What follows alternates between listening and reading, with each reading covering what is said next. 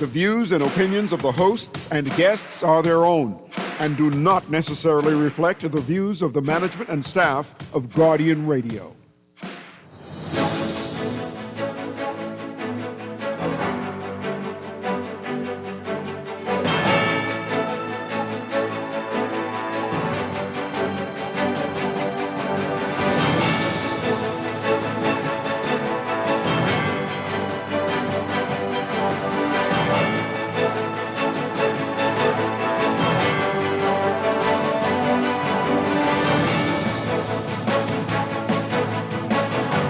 Good morning. Sebastian says he's ready to serve the people of Fort Charlotte.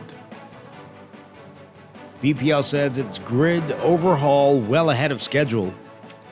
And SpaceX officials assuring that landings will be safe. It's all straight ahead this morning. I'm Dwight Strachan, and this is Morning Blend. Wake up, it's a new day. Wake up, it's a new day. It's the start of a new way. Don't you know that it's the start of the end of the old way. Wake up. Good morning again, Bahamas. It is Friday, October 10th, 2025. This is Morning Blend on Guardian Radio 96.9. Again, quite strong. In a moment, Chester Robards will be joining us. Also this morning, we'll get details about the upcoming Hope Worldwide Bahamas Fun Run Walk. And later in Safe and Sound, our Safe and Sound series on Guardian Business, we are talking about cybersecurity. That's all ahead. But first, it's time for your overnight, the latest breaking news from while we're sleeping, and the top national and international headlines this morning. Wake up, wake up.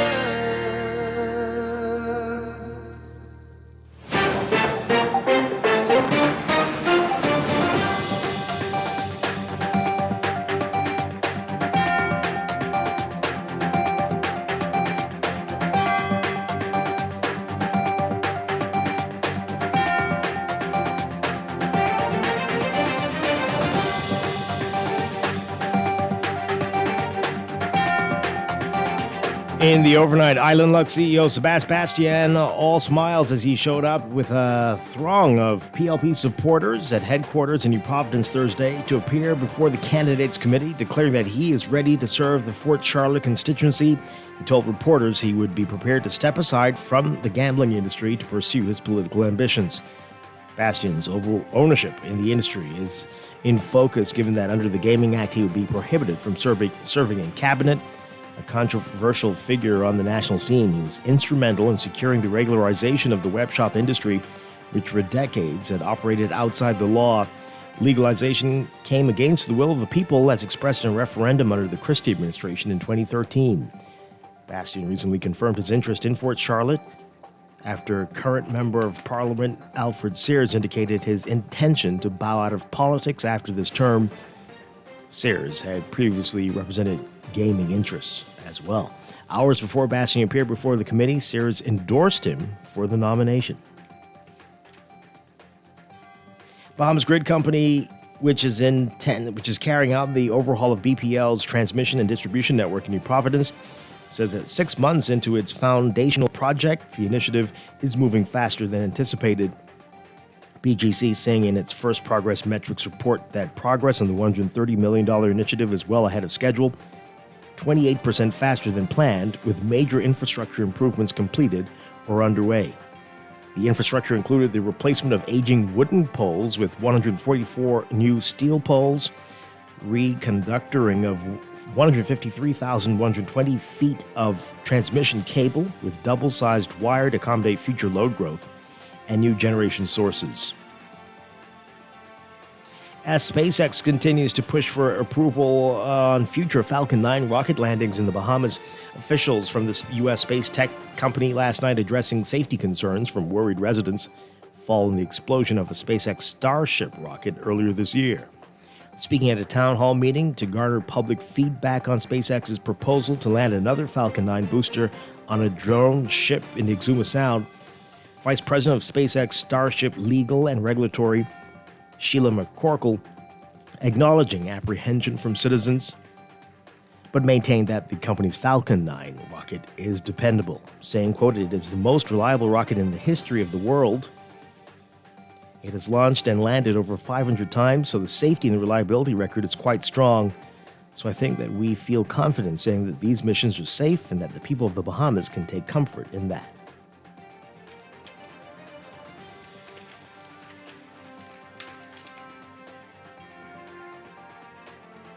A frustrated father is facing criminal charges after he went overboard while disciplining his son over a bad grade. The 41-year-old father, whose name has been withheld to conceal his son's identity, pleaded guilty Thursday to a charge of cruelty to children at his arraignment before Magistrate Abigail Farrington.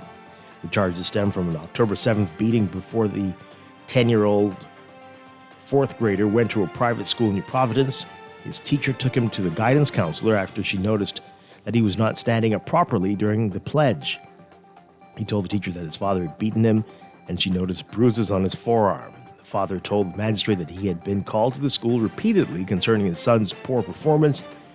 Farrington has ordered a social inquiry report before she sentences him on December 10th. The father's been released on his own recognizance. And a defense lawyer calling on a jury to acquit a man accused of taking part in a gang rape. Nathan Smith told the 9-member jury that they would find Cleveland McPhee not guilty of unlawful sexual intercourse if they were true to their oath. McPhee is accused of raping a 14-year-old girl on June 25, 2018, along with another man. According to the evidence, at around 10 o'clock on the night in question, the teen left her New Providence home without her mother's knowledge to go to the shop. She got stuck in the rain and sought shelter in a building that was being built at the juncture of Wolf Road and Market Street. The witness said she was dragged into the building's storeroom and raped by the accused and another man, while a third man fondled her. Smith pointed out the witness initially told police that she was raped by 5 to 6 unknown men. He also said she told a doctor the assailants were unknown. Then she alleged that she knew one of the assailants as CJ, the older brother of a boy she had dated. You can read more on that in today's NASA Guardian. Overseas, a ceasefire between Israel and Hamas coming into effect in Gaza today, hours after Israel's cabinet approved a deal to pause the fighting and exchange the remaining hostages for Palestinian prisoners. Tens of thousands of people who had gathered in Wadi Gaza in central Gaza in the morning started walking north after the military's announcement at noon local time. Beforehand, Palestinians reported heavy shelling in parts of Gaza throughout Friday morning, but no significant bombardment was reported after. The ceasefire marks a key step towards ending a ruinous 2-year war that has killed tens of thousands of Palestinians, reduced much of Gaza to rubble, destabilized the Middle East, and left dozens of hostages living and dead in the territory. Still, the broader plan advanced by U.S. President Donald Trump includes many unanswered questions, such as whether and how Hamas will disarm and who will govern Gaza. And a 7.4 magnitude earthquake today off the southern Philippines killed at least 5 people, set off landslides, damaged hospitals and schools, and prompted evacuations of coastal areas nearby because of a tsunami warning, which was later lifted. President Ferdinand Marcos Jr., facing his latest natural disaster after a recent deadly quake and back-to-back storms, says the potential damage was being assessed and rescue teams and relief operations were being prepared and will be deployed when it's safe to do so. The Philippine Institute of Volcanology and Seismology said that it was expecting damage and aftershocks from the trembler, which was centered at sea about 27 miles east of Manay in Davao Oriental Province and was caused by movement in the Philippine Trench at about 14 miles. At least 5 people were killed, including 2 patients who died of heart attacks at a hospital during the earthquake, and a resident who was hit by debris. 2 villagers died and several others were rescued with injuries by army troops and civilian volunteers in a landslide set off by the quake in a remote gold mining village.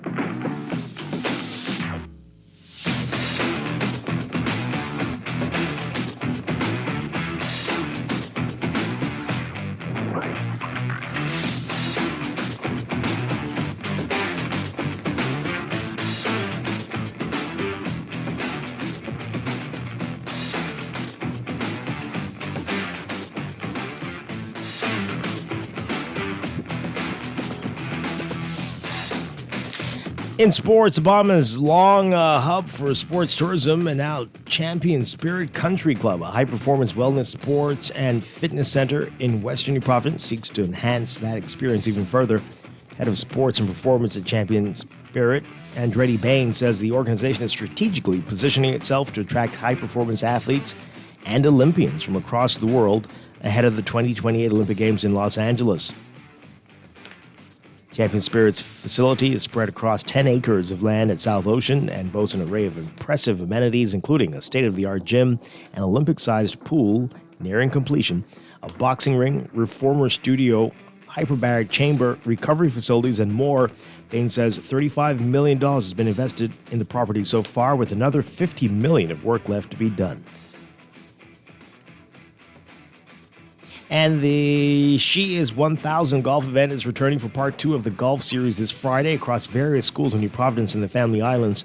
The one-day event has over 800 girls registered to celebrate the International Day of the Girl Child, which is on Saturday. And a tough couple of days ahead to be a Philadelphia sports fan. The Philadelphia Phillies and Los Angeles Dodgers didn't blink under pressure. Inning after scoreless inning, both teams pushed a single run across, forcing extra innings, then came out of the postseason baseball's craziest endings. That came after that. A wild throw past home instead of tossing to first after mishandling Andy Page's bases-loaded comebacker from Orion Kerkering with 2 outs in the 11th inning, and the Dodgers escaped with a 2-1 win Thursday for a 3-1 National Division Series victory, kicking the Phillies out.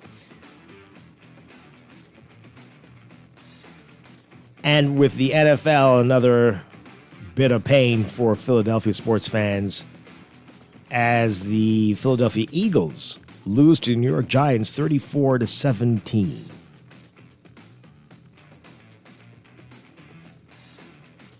That's sports, and that's the overnight.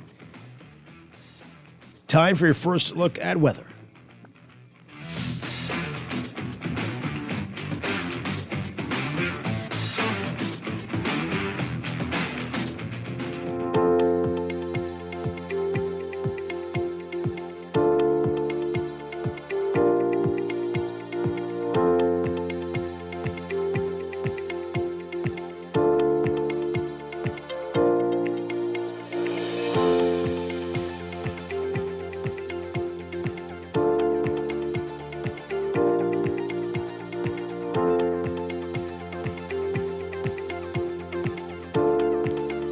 Your first look at weather brought to you by Star General. A severe weather watch is in effect for the northern and northwest Bahamas until 12 p.m. today. So keep that in mind. Lots of lightning in the area right now. Scattered showers and thunderstorms are expected to continue across the northern half of the country today as a deep layered trough interacts with abundant tropical moisture. Some of the showers may be heavy at times, with thunderstorms becoming locally strong to severe. For the rest of the country, a relatively dry air mass combined with weak high pressure will support generally stable conditions accompanied by light to gentle breezes throughout the day. So for today, there is a flood risk for the northern and northwest Bahamas. Flooding is likely in urban, low-lying, and flood-prone areas during heavy and prolonged rainfall today and into the weekend. Everyone's advised to exercise. There remains a moderate risk of rip currents along Atlantic-exposed beaches across most of the country, with a higher risk of rip currents along Atlantic-exposed shorelines in the northern Bahamas. Beachgoers, swimmers, and small craft operators are urged to exercise caution in these areas. And there remains the risk of minor coastal erosion and flooding along shorelines during high tide today through to early next week. Expect tides to return to nominal levels by Tuesday of next week. So your forecast for today for the northern half of the country, the northern and northwest Bahamas, look for mostly cloudy to overcast conditions today. Rain chances anywhere from 50 to 80%. That's showers and thunderstorms. Winds southeasterly at 15 to 20 knots for the extreme northern islands, southeast to south at 10 to 15 knots for the rest of the northwest Bahamas. For the central and southeast Bahamas today, partly sunny, becoming mostly fair tonight. Only about a 10 to 20% chance of showers or isolated thunderstorms. Winds variable at times. High temperatures today for the northern half of the country with all that rain and cloud cover. We're not going to get out of the mid-80s, around 85 Fahrenheit for your highs today, 29 Celsius. The heat index won't be a factor. Overnight lows tonight getting down to about 75 Fahrenheit, 24 Celsius. Different story for the southern half of the country. The central and southeast Bahamas highs near 90 Fahrenheit. That's 32 Celsius. The heat index will make you feel like it's 102 Fahrenheit, 39 Celsius. Overnight lows tonight getting down to about 77 Fahrenheit, 25 Celsius. That's your first look at weather this morning. We'll have your extended outlook and a look at the tropics. Got a newly formed subtropical system. I'll tell you about that coming up in just a bit. This weather check brought to you by Star General Insurance Made Simple.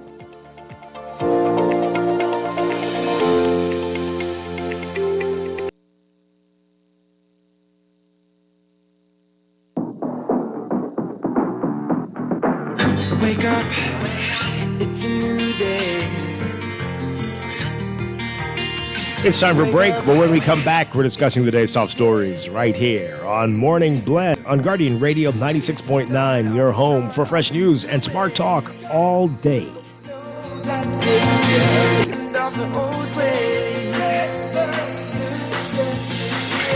up, it's a new day. Wake up, it's a new day.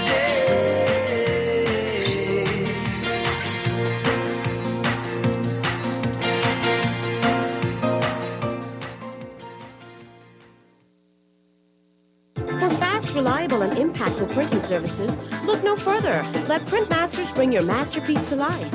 We stand by our quality products that is second to none. Our affordable pricing and friendly, efficient staff makes Printmasters the ultimate choice for all your printing needs. We can deliver any type of printing services, from banners to booklets to business cards. You name it, we can print it. Let Printmasters bring your masterpiece to life. Located in the Nassau Guardian Building, telephone 302-2361. Screws and Fasteners World, Balfour Avenue and Palm Beach Street, has those hard-to-find fasteners for you right now. You can find stainless steel regular hex, carriage bolts, galvanized bolts, threaded rods, nails, self-tap screws, sex bolts, anchor bolts, turnbuckles, masonry tools, hand tools, and weed whacker strings. Check out the rope selection and car body fasteners, too. Special orders are welcome. It's your #1 fastener store. Screws and Fasteners World, Balfour Avenue and Palm Beach Streets. Call 326-1976. Looking to elevate your gadget game, or a tech trouble simply slowing you down? Escape to a world of innovation at Custom Computers, your go-to store for the latest cutting-edge tech. Whether you need to upgrade your life with the best from Apple and Windows, or Custom Computers Know-How Store is the destination for unbeatable expertise and quality repairs. With 2 convenient locations, there's a Custom Computers near you on Patton Street in Palmdale and Caves Village, or call 396-1100.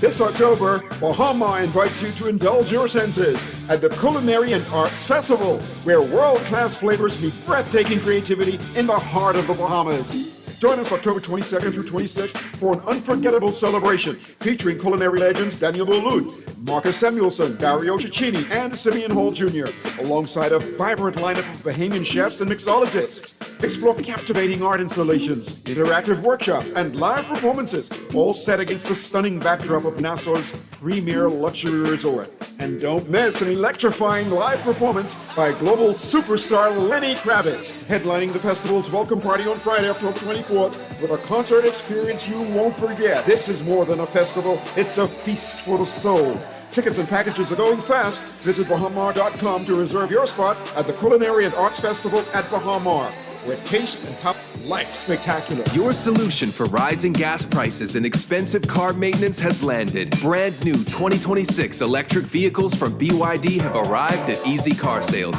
Imagine no more gas and major savings on maintenance. Test drive a BYD EV today and save thousands with the car that redefines driving. Visit easy242.com for our 3 locations, in-house financing, and more. Easy Car Sales, the only authorized BYD dealer and warranty provider in the Bahamas.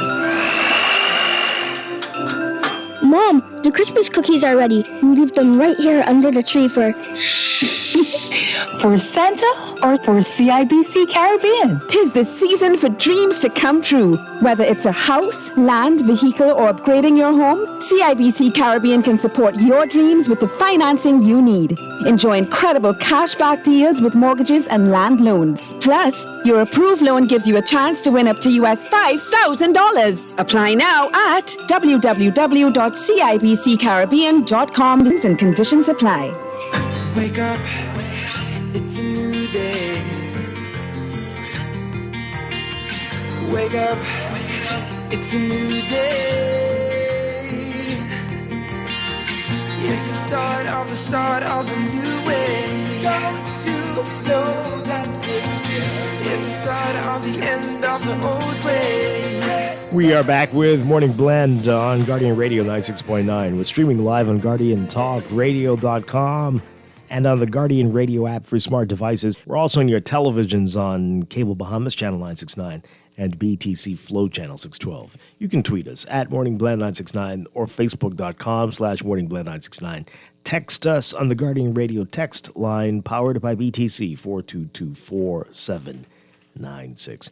Once again, I'm Dwight Strachan. Join me now on a Friday. We've got Chester Robards.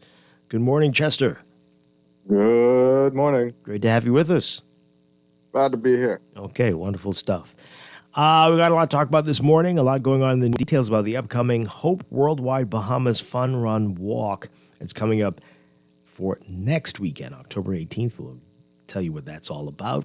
Later in our monthly Safe and Sound series in business, we're going to be talking about cybersecurity, and I'm going to be getting into that as it is Cybersecurity Awareness Month, October. So that's all ahead. But right now, let's talk about what else is in the news.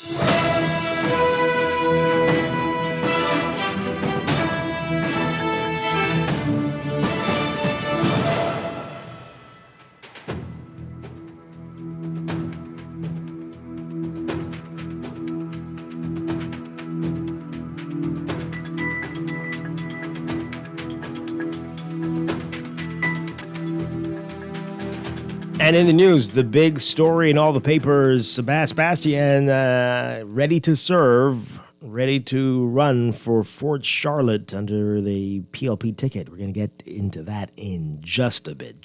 Really quickly, though, there was a town hall meeting last night. I wanted to talk about this for just a bit. SpaceX preparing to, for more Falcon 9 rocket landings here in the Bahamas, and saying that these landings will be safe. Saying the Falcon 9 is not like Starship. Very different stuff. Writing about it in today's NASA Guardian. So as SpaceX continues to push for approval on future Falcon 9 rocket landings here, officials from the U.S. space tech company last night addressed safety concerns from worried residents following the explosion of a SpaceX Starship rocket earlier this year. At the town hall meeting last night to garner public feedback on SpaceX's proposal to land another Falcon 9 booster on a drone ship in the Exuma Sound, Vice President of SpaceX Starship Legal and Regulatory, Sheila McCorkle, acknowledged apprehension from citizens, but maintained that the company's Falcon 9 rocket is dependable. She told the crowd at Queen's College last night, quote, "It is the most reliable rocket in the history of the world." Wow. Okay. It has launched and landed over 500 times, so the safety and the reliability record is quite strong. So I think that we feel confident are safe and that the people of the Bahamas could take comfort in that. As relates to Starship, it is something that the company is very keen and focused on, the safety of the overflights and we've adjusted trajectories to try to avoid something like that happening ever again. It's something we take quite seriously across all programs. So again, we have to stress that the Falcon 9 is very different from Starship. Starship is the one that they're having some trouble with, right, Chester? And keeps Starship? Yeah, and keeps exploding, disintegrating. Starship doesn't want to go to Mars. Right. It doesn't want to cooperate at all. And, not yet. As you may recall, on March 6th, the Starship rocket came apart shortly after its launch from Starbase in Boca Chica, Texas. It scattered debris all across the Bahamas and raised concern among the public over the possible environmental impact. Debris from the rocket was found around Ragged Island, Crooked Island. It cost the Bahamas government nothing and was paid for by SpaceX apparently to clean up. The Bahamas has an agreement with SpaceX that allows the company to land its Falcon 9 booster on its drone ship in Bahamian waters. The first Falcon 9 first stage rocket booster landed in the Exuma Sound in February. SpaceX has 19 further planned landings. However, officials announced in April that those landings have been put on hold until the company receives a stamp of approval from DEP, the Department of Environmental Planning and Protection, which is currently undergoing a comprehensive risk assessment of the program.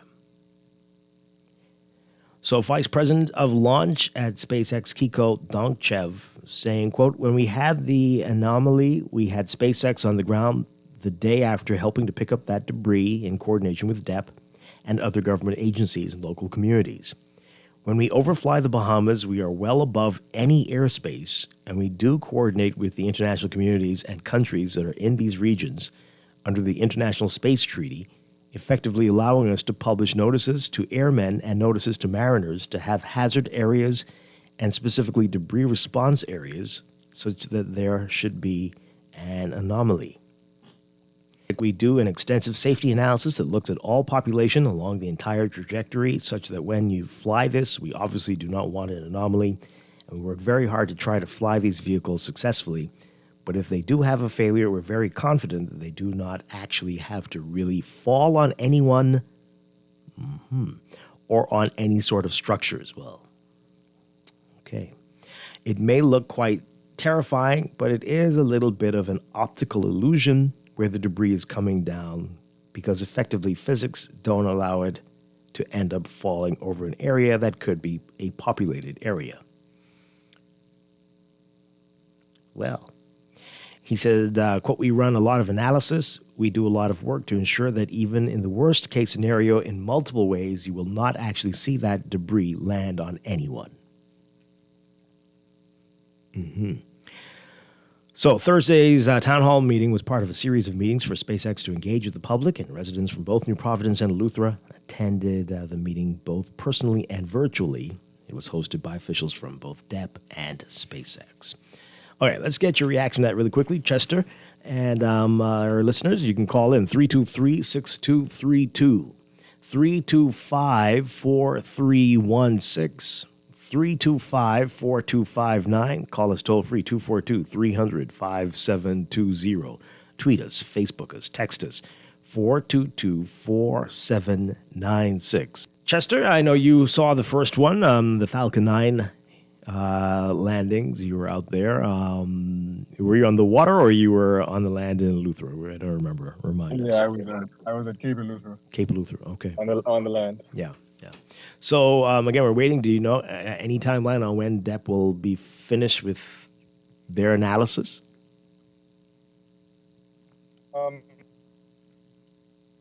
I don't know about the DEP stuff. Okay. Yeah, I'm not sure about that yet. Yeah. But they've been working long and hard, I can tell you that. Yeah, it's been a while.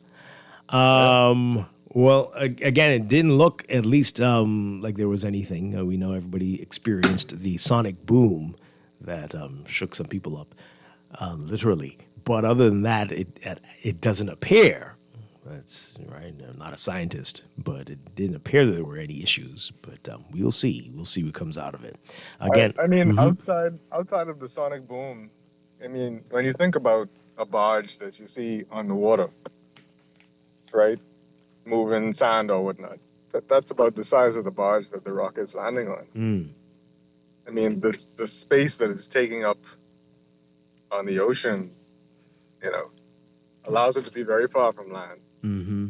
And really, the thing that most people are going to experience is the view of it and then the sonic boom. Yeah. Well, I don't know if I'm sure some people are concerned about it malfunctioning and landing on people, but I think people are concerned about it maybe missing the boat or whatever and going into the water and damaging marine life. I think that might be a big concern as well. But, All right, so let's take this call, and we'll read some of your text messages before we move on. Good morning, caller. You're on the air. Morning, Dwight, and good morning, Chester. Hi. Well, Dwight, I don't know if I kind of totally agree with you, because on the first instance, after the sonic boom, the sonic boom penetrates the water out of these 30 feet, maybe 40. And within the immediate following week, 2 whales had beached themselves in the immediate vicinity. So I'm not sure, or whatever the case may be. And if you believe that lady, but this is the safest rocket in the world, I guess I could go find the Space Shuttle Columbia still sitting on the tarmac in Florida. But they're not Thanks the same. for taking Grammy, but my answer is no. Okay. Well, this is not Columbia. It's not that. So that's why she probably could say that. But anyway, that is a very big claim. I do agree. But it's not Columbia. I mean, when you think about space travel, though, at least low Earth orbit travel, she's right. I mean, when you talk about reusable rockets, which hadn't really been used since before SpaceX, this particular rocket has been dependable. Mm-hmm. I mean, we have satellite internet around the world because of it, which is an amazing feat. And you know how many satellites that has to take because it's around the world. Mm. Yeah, I mean, I'm sure. Yes, safest in the world. I mean, I don't know. I mean, I don't know all the rockets. Do you know what China and India and North Korea are doing? I mean, maybe she does. No, we don't want to know if those particular rockets are safe. We don't want to test. How do you know it's safer than theirs? So that's a big claim to make. But the safest of the ones we know, is that what we're saying? Those aren't safe. You can't say that. Payloads. How could you say that? They have different payloads. They're not safe. I see. Interesting, boy, I tell you. And then the thing, had you heard that before, Chester? But I mean, is it any different from the frequency of whales normally beaching themselves around here? Well, okay. So the science does not say that noise penetrates as deep as Granby Boy said, or that it goes any, sizable distance below the water surface. Mm-hmm. If you read the science that came out in the papers that they've done, then, I mean, I'm not a scientist, and I have to sit on the bench saying that they're not lying to us about the science. But there's other science. You don't have to listen to them. There's other studies that have been done about how sound travels through water. Right. Yeah. So I mean, just go look it up yourself. And again, this whale claim. Whales, I don't know that that's connected. I mean, whales beach themselves around here. That happens a lot. Right. So this sounds like one of them Tylenol causes, what type claims, right? Like, right. What now? Boy. Let's take this call. Good morning. You're on the air. Hi. Good morning. Good morning, Mr. Strachan, and good morning, Chester. Yes. Bobby. Hi. Right.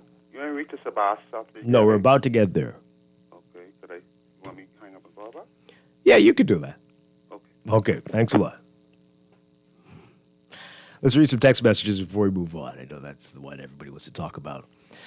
I guarantee you, if he endorsed the SpaceX landings, everything would be perfect. No? What am I saying? Anyway, why can't they fly? This is a text. Why can't they fly their rockets over and land them in their own country?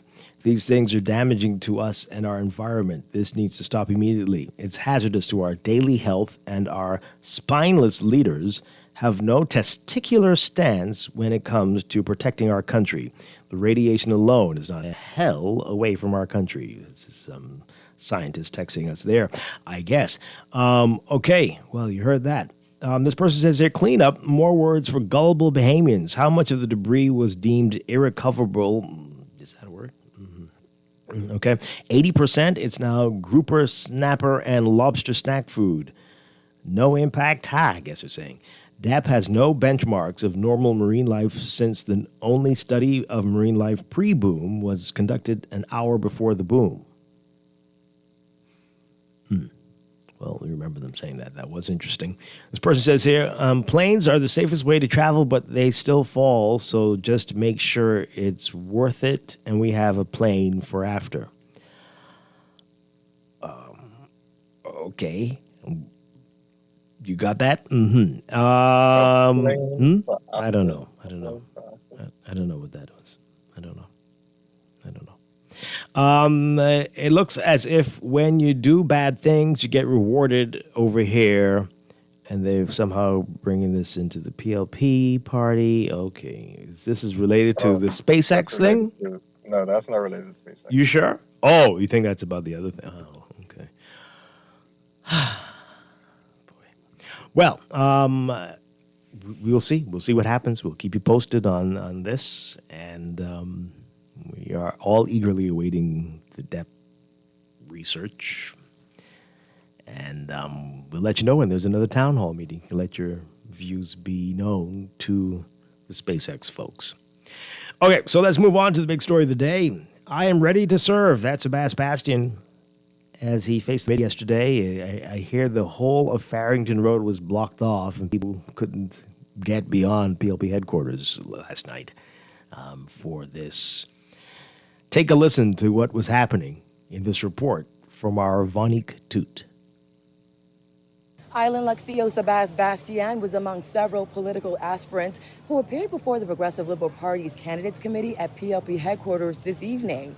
Addressing concerns about his role as a numbers boss, Bastian says he would be willing to step down. I have over 20 companies and I'm only the CEO of one. I didn't build my businesses by myself. I have more than competent teams to try continuity in those businesses.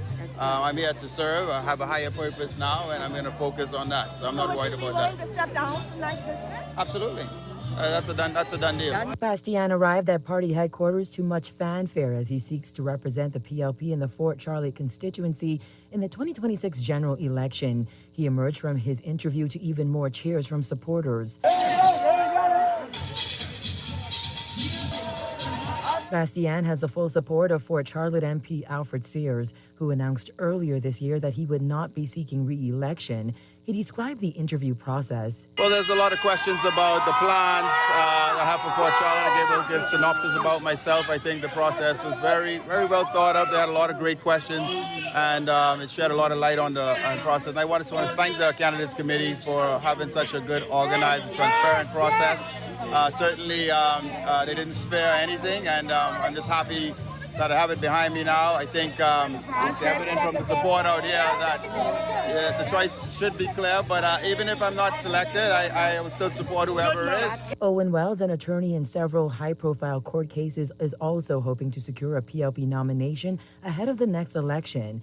Meanwhile, former PLP candidate for Killarney, Renika Knowles, is throwing her hat back into the ring, this time in Long Island. Given her family ties on the island, she says she has a lot to offer constituents. I've grown as an individual. I went to where my hometown is. I am a Knowles. My ancestors are from there. I have immersed myself. I'm not just saying, hey, I want to come down there for 1 or 2 days. I've been there for more than 3.5 years, and I'm a part of the Long Island constituency. Long Islanders are very ambitious, self-resilient, and they need persons who are actually going to go and get the work done. Reporting for the Guardian News Network, I'm Vonique Toot. Okay, let's get your reaction to it. So let me get this straight. So he wasn't confirmed as the oh wow, that was a lot for just appearing before the committee. Oh my! So imagine if he's confirmed, will there be like a sonic boom on this island with that? Oh my goodness gracious! Okay, hey, let's get your reaction. Boy, I mean, yeah. Wow. It seemed like he was confirmed. I thought that's what that was, but no, he's just making an appearance. Well, that's just the aura that follows Sebastian. Boy, I tell you, talk about rocket landing. 323-6232, 325-4316, 325-4259. Call us toll free. 242-300-5720. Tweet us, Facebook us, text us. 422-4796. What a wonderfully special set of people we are. Did the other candidates have any? They can always claim that those people were there for them too. Yeah, they could. Sure. They could say that. Caller, what say you? Good morning. You're on the air. How are you? Hi, I'm doing well. Right. Listen, I was just trying to figure out with this rocket situation. How much is the Bahamas government getting out of this? There must be a fee for someone to do such a thing on our little Nassau Island. And number two, I'm a member of Port Charlotte. Just want to know if they can also say who the other candidates are vying for this position. We are not, our people in Port Charlotte, we are very educated persons, and we love to see the whole soup, the whole pie, to see exactly who else is running. We're not carried away. We don't get carried away like that. So let's see who else is vying for the position in the area, eh? Does the fact that the outgoing MP endorsed this one, does that make a difference at all? No, man. We don't, must be in Port Charlotte, that don't carry that much weight with us. We like to see who else is running for the area on both sides. Mm-hmm. So let's stay tuned. In mind, or do you know anybody else who's been campaigning? I was told there may be a senator, but I'm not sure from the PLP side. I know Robinson is from the F&M side. Very young gentleman, nice gentleman also. Is it not weird that you don't know who the other people in the... someone mentions, because the PLP didn't mention who the other candidate. I only heard Sip there may be a senator or someone else. I think you have you know all that you need to know, if that's the case.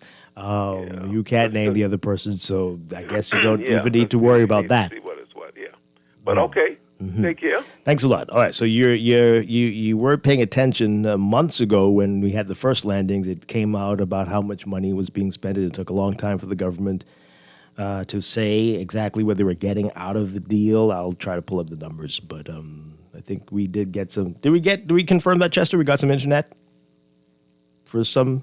So we got it yet? I'm not sure. But that was promised, right? Yes. Yeah. All right. And do you remember the number? I'm looking it up. But I know it took a long time for the government to say. I don't know how much the government was getting per landing. I don't remember. Yeah. Let me see if I can find it. Okay. Let's take this call. Good morning, caller. You're on the air. Caller, good morning. Are you there? No, let's take the other line. Good morning. You're on the air live. Yes, sir. Good morning. Pleasant day to you, both gentlemen. Hi. The history of the young man, the best, is a very colorful history and very one that what we could call the Bahamian Dream. You say you would call it the Bahamian Dream? Yes. Yeah. Yes, wow. Yes. Okay. I'm saying so because we are in a season of prosperity. Everyone wants to be wealthy, and he is wealthy. So that's why it's similar to what we call in America the American dream, you know. But he has been very strategic, and he doesn't really stay behind. He always has a step ahead. So now that he's heading into politics, and politics is about getting the people behind you, and he has the people behind you, I think he would be a phenomenal, a very force to be reckoned with. Okay. A strong force to be reckoned with. So, what will you say? I wish him all the best, and I hope that he can continue giving back to society.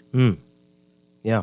Thank you very much. Appreciate it. Since we're talking about gambling, anybody willing to there will be legislation tabled soon that would change the rules on whether folks who've been in the industry or associated with the industry will be allowed to serve in the cabinet? Anybody willing to take a bet? My producer's saying no. You vote against me? Yeah? My producer's... Yeah, I'll bet against you. Really? Okay. Why? You don't think they would do that? I don't think so. Okay, we'll see. A lot of people say no, they were the vote against me. Oh, okay, we'll see.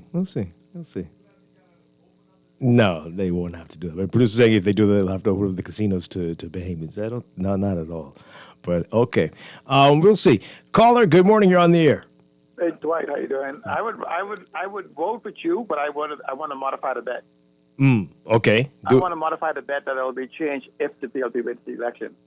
Oh, afterward, not before the election. There you go. Interesting. Okay, that actually makes a lot of sense too, because the backlash could be kind of great. Just I'm going to be routing for Travis, but just in case the boss does make it, I would look forward to his argument as leader of opposition. I mean, it would make a great case study for his argument. But I'm going to reserve my. See, Alan, it sounds like you've been sipping on rocket fuel since that's the theme for the show today. I don't know where you're going with that. That's what? No, that's wild. See, listen to me. Mm-hmm. I know the inside of the PLP better than I could ever know the inside of the SNM. Wow. And I know the rule of money within the hierarchy of the PLP. My goodness. Okay? Okay. So you mentioned Travis Robinson. I'm hearing that he would stand a better chance now if he were New York City. No, actually, Travis has the thing, because what happens is, what Sabas has is that he is a show now, his skillfulness. You ever watched what the magician is that gets himself in the water and he uncuffs himself in the water? That do what Houdini did. Sabas now must show that he has the ability to unchain himself from the anchor called Philip Brave Davis to survive, because he has to endorse Mr. Davis in spite of what he may perceive as defects in his thinking for economic development of this country. And so he then has to marry that, which then makes him duplicitous in his nature. And we will argue, at least I will, against the duplicitous person. Do you think any of those hundreds of people who were out there last night will be thinking like you? I really no, but that's what I'm saying. That's why I'm glad we have a choice of 6,000. Okay, interesting. Okay? But just talk for this thing on this rocket. Let me just say this: if the government had a strategy, they should release it. What is the on the environment, on the economy, and the growth? I would like, just don't tell me what you think, what you feel, and this is gonna be good for me. If this is an economic strategy, the government owes it to us. They told you already. It's space tourism. They said it. But that's a statement, Dwight. There has to be a study showing you the impact analysis, the gap, the strength, the SWOT, what they call it, right? The pastel. We want to know the political, environmental, social, technological, legal, and what's the other one? The other polity. These are things you bring to us and say, look, this is not a one-off, This is something that we're going to integrate. This is an industry we are creating. In the same way, we do this all the time. I don't know why the secrecy is, and I am betting, just like you, I'm betting $10,000 the PLP has no plan for any of the economic models they say. As simple as the creative economy, as simple as the orange economy, as simple as the blue economy, the ocean economy. If they did, they would be going by it. And I say to them, they don't have one. Yeah. What they express to us is an idea of them. But that's not how you build. You can imagine that you take a contractor to an open field and say, I have an idea for a house, build it for me. That's not how we work. We're a country. Well, that is how we work. But I hear you. Thank you so much. I appreciate it. Wow. More calls, and we'll get to the text messages in just a bit. Caller, good morning. You're live on the air. Hi, good morning. Are you there? Yep, let's take that other one. Good morning. Are you there? Good morning, Dwight. Can you hear me? Yes. Yes, we can hear you. Okay. Dwight, I want to say that I know people agree with me. That was an informative show you had yesterday with the lady, Miss Ron. From the Department of Inland Revenue. Yeah. You asked some good questions. There's a lot of good information, absolutely. Yes, I forget the lady who was with her, what's her name, but they did a good job. Latoya Albury. Miss Albury. Shunda Strachan and Latoya Albury from the Department of Inland Revenue. They did a great job, Dwight. Dwight, also I want to say welcome to Mr. Ambassador. You say he named Herschel Walker? He reached, right? I'm not sure. I don't think so. But he's on his way. Mm-hmm. But I know I think he sounds like outspoken person. I don't think he got a problem coming on the Guardian and being interviewed by you when he done get set and welcome and all of that stuff. Oh, we'll see. But I have to agree with you. Would you say if somebody want bad? I was saying I was going to bet against you to say, well, if that happened, they could lose the government. But I can't say how these people is be feeling. But I would bet with you because my New Day government, it's sad to say I expect anything out of them right now, what they do and what they push for. It's a reason why it's that way, what you spoke about. The law is that way, and it didn't need to change. But I wouldn't underestimate my New Day government, my prime minister, if they do change something like that. Dwight, I feel like, excuse me, in spite of how I feel about Sebastian, and there's a reason why. It's nothing personal against him or personal he did to me or nothing like that. I think he have all his rights to run and all. And if them people in around there for Charlotte won't vote for him, that's on you all. That's on them if they vote for him. See, God wants us to love everyone, but I'm not a fan. I don't too much like Sebastian. I hear him over the years talking. Just how people hear me, and some of them, I turn some people off, and they mightn't be a fan of mine or don't like me. See, with Sebastian, right? We voted no. Even us gamblers, we voted no against that. We wanted a national lottery so we could benefit more. We felt like they more like show off people, and they give stuff, and they don't give a national lottery. The Bahamas, the country, medicine, doctors, the whole hospital situation, health situation. I think like roads fixing and stuff like that, we would have benefit more. This PPP, what they be doing, they need to fix the road. They need to help the government with the road, not just rent buildings to the road. But like I say, with Sebastian, right? We voted no. Prime Minister Perry Christie them still give them whatever they would want a license to do it. We thought we could vote for national law. They said we don't vote for two or pass the next one. So we just screw up we voted no on the gambling thing and yes for the national law. I think we still need to look into something like that. And as soon as my Prime Minister Brave Davis, we take a chance of voting Brave, put him there, tired of minutes and all that stuff. Glad to have Brave Davis and then know him over the years.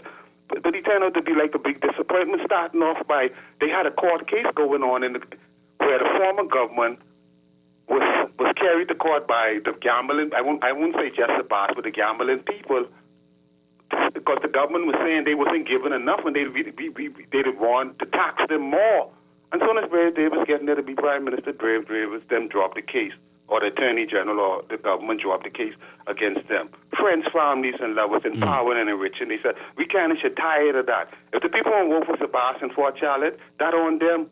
I think Sebastian have his rights, and he deserves to run if he want to run, in spite of how some of us feel about him. Keep up the good work. Okay, thank you very much. That was a lot there.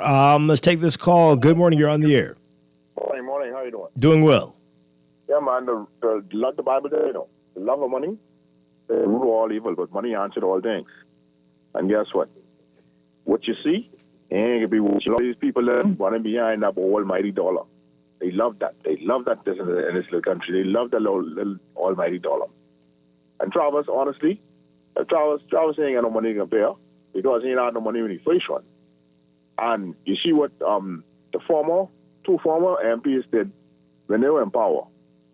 You had to have a wash house to get your washing machines duty free, and then everything parts and stuff was duty free. So all it was to benefit them. So what you think happened, like you say? Boy, I with you on that bet. Put me 50-50, eh? Okay. Sounds good. If only we could open our own gaming house, but we're blocked out of that. Will they change that law? Ugh. Let's take this final call. Call, you got about 30 seconds. We got to go to the news in just a bit. Hello? Can you do it in 30? Right. Mm-hmm. Yeah. Grammy boy. Yeah. And I do not endorse Abbas. Papa basically said everything in the other caller what I said. What we got to think about is since the invention of island luck and stuff like that, how many millionaires or 100,000 have those clubs done? None. Because I used to gamble like Papa say. What about the children who still can't go to school and get lunch and have something to eat on the table? Because he went about making his money in almost a criminal way. I said a Grammy boy says no. Thanks for taking I hear you. All right. I mean, you can't put it all on them. But Interesting points. We're going to pick this up on the other side of the news. This is Morning Blend on Guardian Radio 96.9. We'll get to your text messages. Stay tuned. Told me if tomorrow wasn't coming for sure. Let's pretend it's not the end of the world. This is Guardian Radio, your station for up-to-the-minute news and intelligent, interactive, and engaging conversations. 96.9 FM. 5.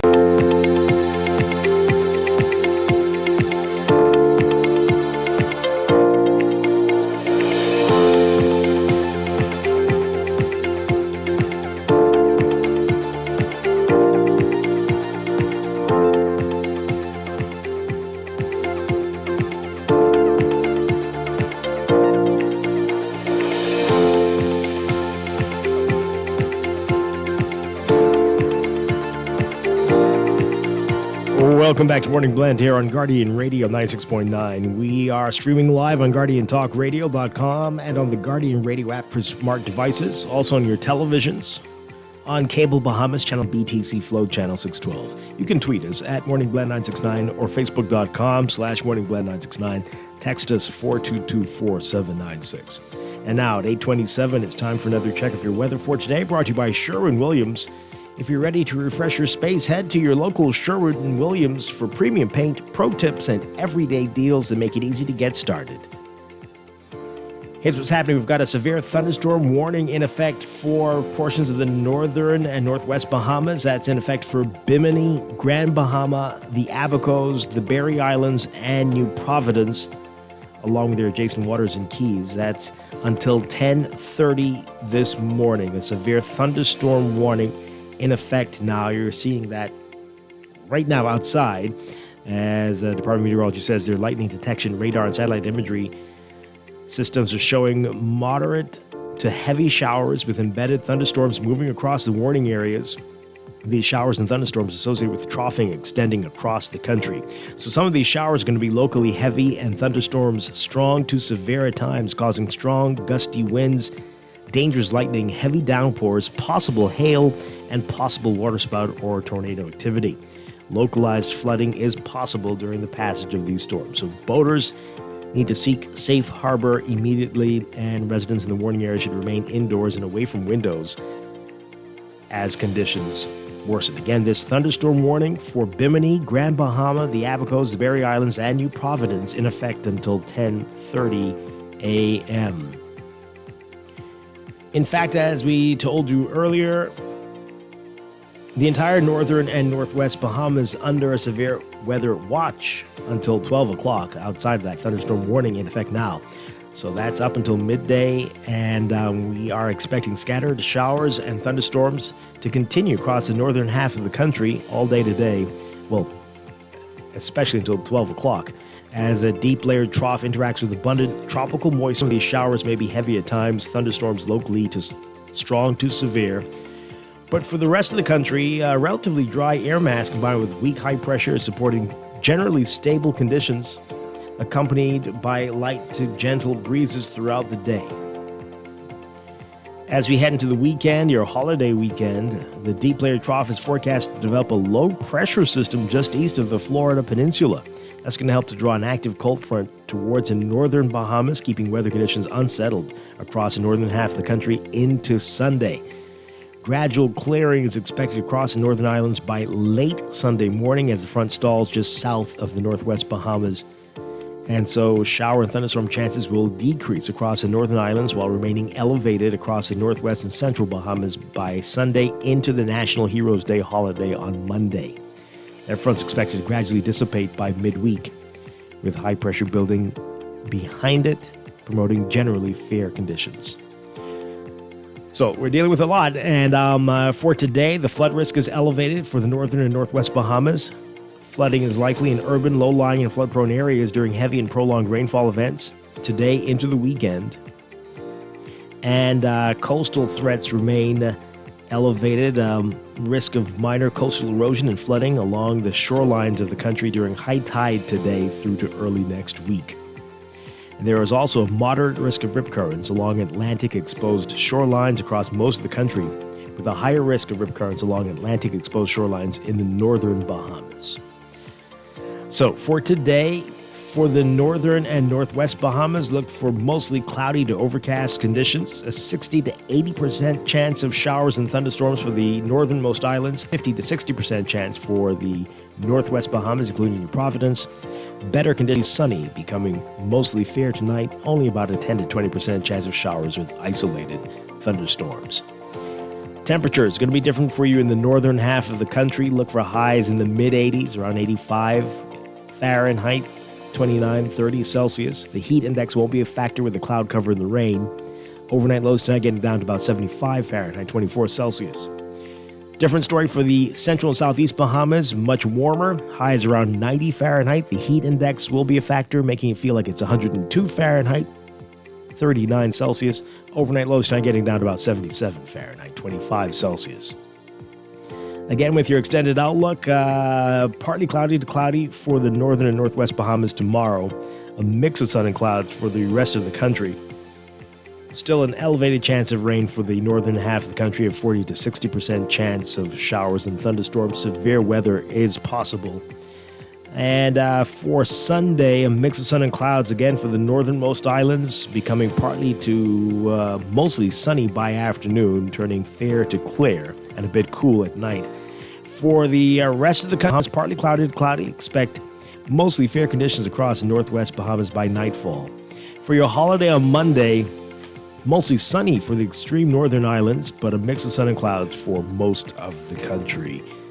Still a 20 to 30% chance of showers and thunderstorms for most of us.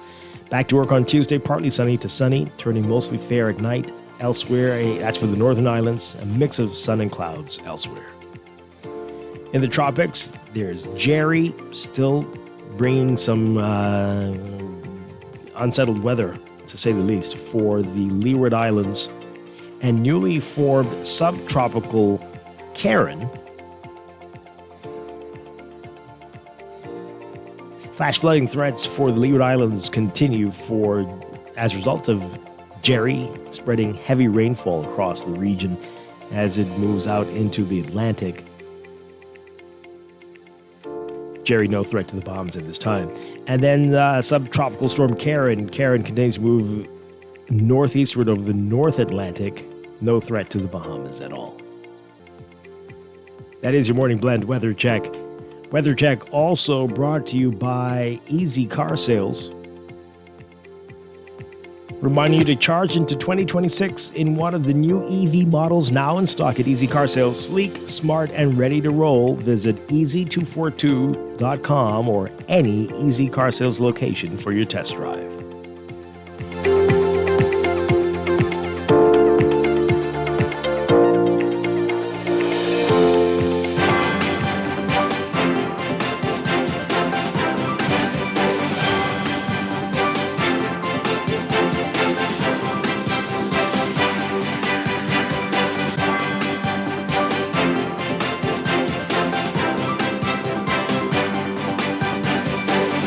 Time for traffic brought to you by RBC. With RBC, your goals happen here.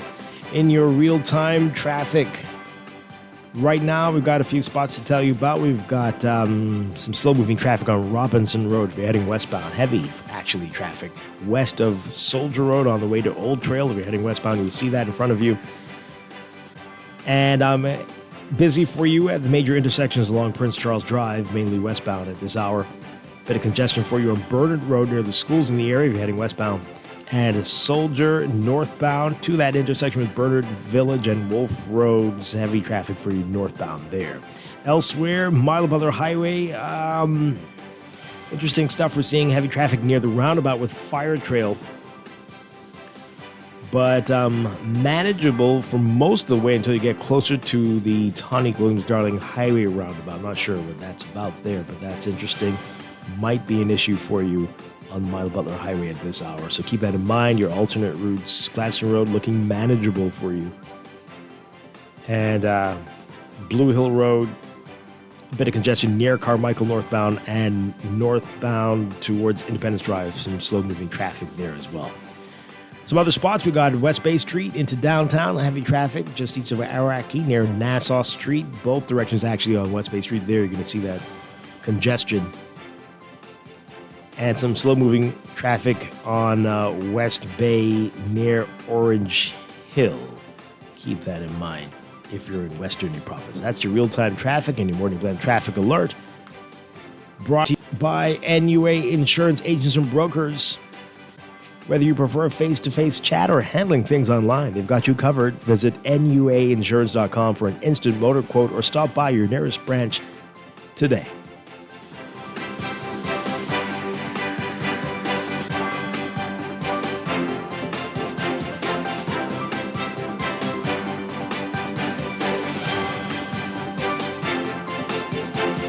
This is Guardian Radio, your station for up-to-the-minute news and intelligent, interactive, and engaging conversations.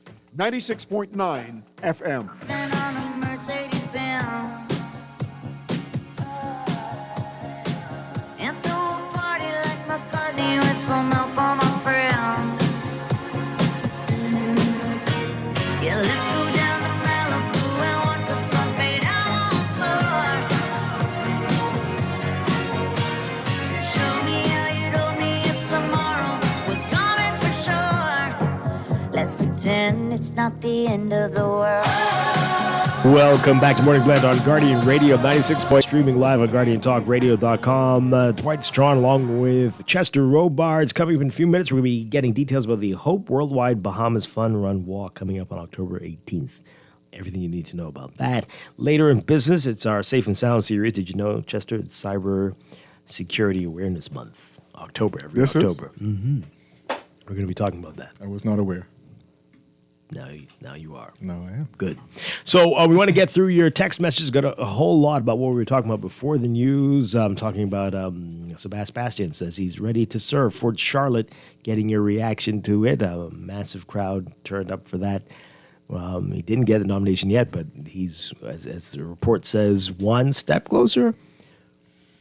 It's going to be a huge celebration if he gets it. He's already gotten an endorsement from the incumbent. Thank goodness gracious. That's interesting. Okay. So this texture here, it's amazing what is it? Is it a special app that people run our station through so they could hear things they want to hear? Is that it? That's probably what it is. This person says, hey, Dwight, you all really have an agenda. Oh, boy. So the PLP can just say that space tourism is the goal for the landings, and you all will take it for what it is without them breaking it down. But the COI says that they want to give everyone $100,000, and you all like to tear that down. Okay, Texer. I don't know what you're talking about, but also I don't know if anybody believes the space tourism thing. I mean, have you heard of anybody who's come here because this is where the landings took place for SpaceX? Apparently, what's the little island, right? Where they used to land planes with stuff in it. What's it called again? I always forget the name of this. Fire Festival Island. Lord. See, I made you forget. Norman's Key.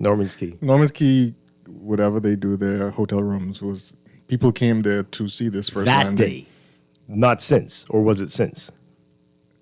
But the point is to come and see them. Anybody come since? We didn't have any since. So, I mean, it only works when they do it. I guess that's great. Sure. Okay. Just like John Canoe. Well, you see, that's also a problem because it shouldn't be like that. But anyway, so people only go to Trinidad in February, March. What they mean? What? But they hopefully go to Tobago a little more often, right? Bahamas for once a year, so there's a whole lot more to do there. Yeah, but people might specifically come for that thing that they're advertising. That's the point of the little niche things that they do. There's a basketball tournament once a year. People come for that.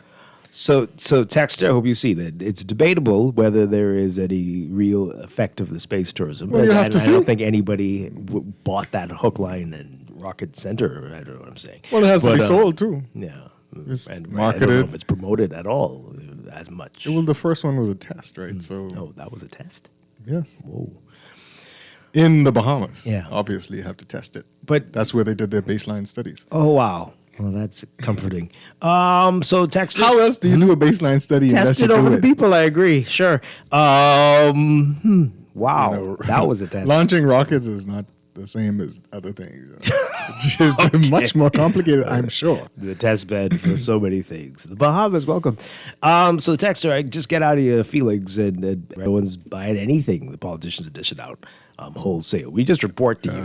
Yeah. You make the call. If you don't believe it's space tourism, okay, and don't be surprised when people will be skeptical about it, right? Especially everybody getting 100,000. Come on, exactly. Come on. Although if it happens, we'll all love it. But what has to happen for it to happen? Well, that's the kicker. We read this one already. This person says, fly them over your own place. They do? Yeah, this texter says, let's have a referendum on this SpaceX issue. We voted this government in power. They need to consult us before making these types of decisions. Don't forget the last referendum. Right, a referendum or opinion poll. Opinion poll. Again, the deal with legalizing numbers, which I may add the people voted against, was that numbers bosses would stay away from politics. What was it? Man said he ain't gonna be no boss no more. Right? Isn't that how it works? Yeah.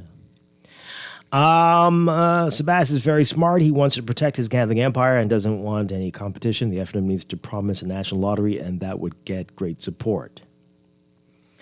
Yeah, is that how it works? We're still doing that? Because they promised a lot of other things that we didn't get. All of them promised lots of things. We could do 10 shows on the things that were promised in the last 20 years that we didn't get. Another one here. Sebastian stepping down from Island Luck. Is that good enough? He will still be the owner. And let me just say here, transferring your interest in the name of your children and picking it up again when your government isn't in power isn't enough either. Should the PLP win and he goes on to be a cabinet minister? Well, again, that can't happen at the moment. But would that change? Would that change in the future? We're taking bets. Sebastian got a better showing than Brave. Ooh. Oh, boy. That's all the text says? Nice, yeah. I like they shouting it from the rooftops. Sebastian just cost the PLP the next election. What a bad gamble. Who says? Huh. You are funny. You jokey. Okay, well, it could go. Who knows? One of two ways. But I don't think that you have any evidence. That's your theory. Okay, that's interesting. Hey, think about it though. If you get the FNM to come out and vote, and you also get those vote no people from the referendum to come out and vote, the vote no people are his biggest customers. That doesn't mean anything. You think they'll vote directly against it? Anyway, so SpaceX said with presenting no evidence that it's safe. Oh, we haven't heard of a Falcon 9 rocket ever exploding, have we? It's exploded. The Falcon 9? Online. The safest in the world? Yeah, some of the earlier versions. Oh, you mean like what the test versions? Okay. When they were the first company to actually land a reusable rocket. But it fell over. Kaplooey. You're not helping. You're not helping them. Yeah, but none of the non-test, except for the test they conducted here, none of them ever exploded. Not that I know of. Okay. I mean, some have had mishaps. Yes. Chester. So the texter continues. They do realize that we are not 4-year-old idiots and we know better by discernment and facts, and they are damaging our environment. May our Minister of Environment rest in peace. But wonder if he was giving... Oh, no. Where are you going? Where are you going with this? Where are you going with this? I have to stop reading this text. Okay. Wow. This texter says, Alfred Sears took one for the team because the PLP needed a heavy hitter like Sebastian to push the FNM out. Watch the cabinet post and watch his business soar with all the new legislation about to pop up. Wow. FNM might as well sit the whole election out because the PLP have they accidentally put a K in there, but they have all the money now. Unless AKL is something. Alk, no money. That's how much it is. It's alk or akkel. Sit the whole thing out. My goodness. We'll just let Let's it be the call the whole thing off. Let it be the MP for the whole country. Prime Minister? No, King. King. Oh, Emperor. Yes. Dwight, some Bahamians really worship these politicians and not God. That is part of the reason why we are catching so much hell. I'm not sorry for some of our ungrateful people, just like the Jews. Oh, my God. What is this? They mean the people in the Bible? Is that what they mean? Probably. Because not the... Okay.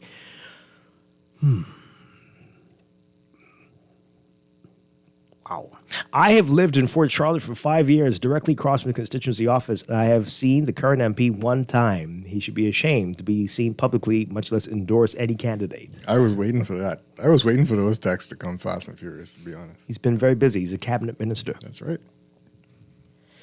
They won't have to change the law to allow gaming men to be cabinet ministers because Sebas is stepping down from gaming altogether. No, you're not getting it. That's not how it works. But anyway, okay. Yeah, is it? I mean, you're right. I mean, it could be. You are right. The about suggestion is that it could work. Well, you see, that's interesting. Work. It really shouldn't. It shouldn't work. But they might be onto something. He's not right. Wow. I've lived in Fort Charlotte all my life, and I've seen so much. I've never seen so much excitement on the ground, even when Andre Rollins won. Okay. Yep. Fort Charlotte should vote the PLP out in Sebas if he decides to run, if only to make a statement. They think Bahamians cannot think and only available for sale. Well, okay. Because we've proven them right. You're right, exactly. Exactly. Sebas is obviously being rewarded for his monetary contributions to the party. What does that mean? He has essentially bought his way into politics. He won't be the first. Won't be the only one. Rewarded? I don't understand. Reward? I mean, he probably has higher ambitions. My reward, if I was him, he was a non-resident ambassador or something. I would have been a resident ambassador. And that's a reward, right? Send me away for a while in a house and a nice city. Interesting. That's who you are, eh? That's who I am. That's who I am, okay? All right? I don't need much. Oh, wow. Calls, you I will represent the country well, though. Yeah, I'm sure you would. As you do now.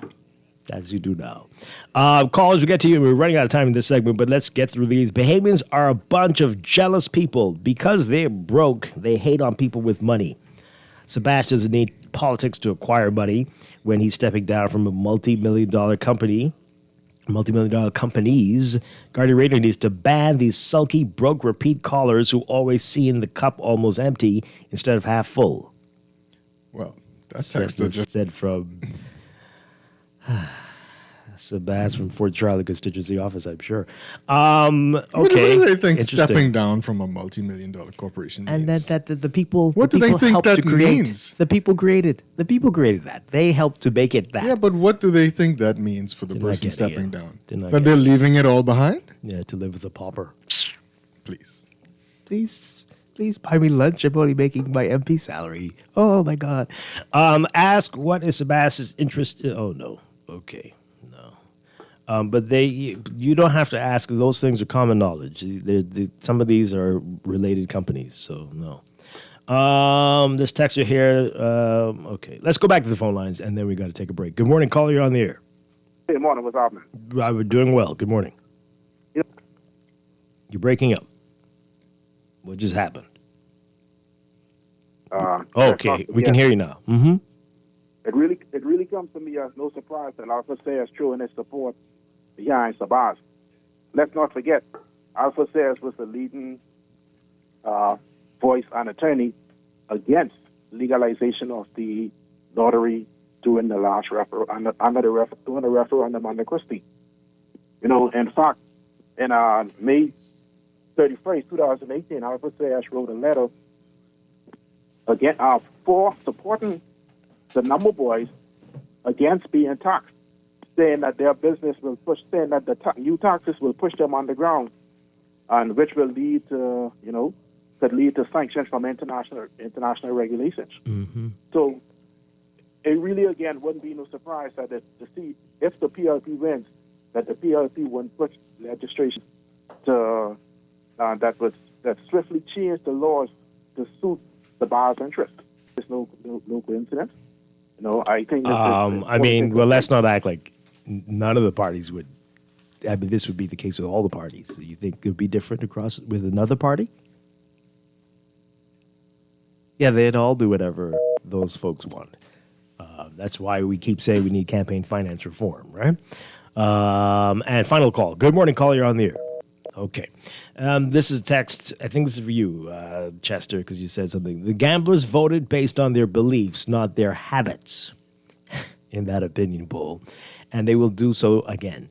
Just like an addict would vote against legalizing drugs, even though they have a drug habit they can't beat. Sad state on human nature. For what I said. They're suggesting that they would still vote against Sabas? Well, now that you ask like that. Because you suggested that they would vote for him now. What you were saying is that they wouldn't vote for him because I'm saying they voted no during the referendum against the numbers, boys, and houses, and they would do it again. You said they are the same ones who gamble. Yeah. But that they wouldn't, because even those same people would definitely vote for him today. Yes. Why? Because that's their addiction. That would help with their addiction. If it was their addiction during the referendum, it's different. How's it different? It's different. They don't feel good about that, but they feel good about him because sometimes they win. Maybe they don't use that house. Maybe they use a different house. They all sign it up. All signing up today. We got to take a break. This is going to be an interesting election. Yep. We knew that long ago. But it's getting more and more interesting every day. And we ain't going to have Darryl and Rodney. What a time. I believe you just said that. But anyway, this is Morning Blend on Guardian Radio. Stay with us, please. Let's pretend it's not the end of the world.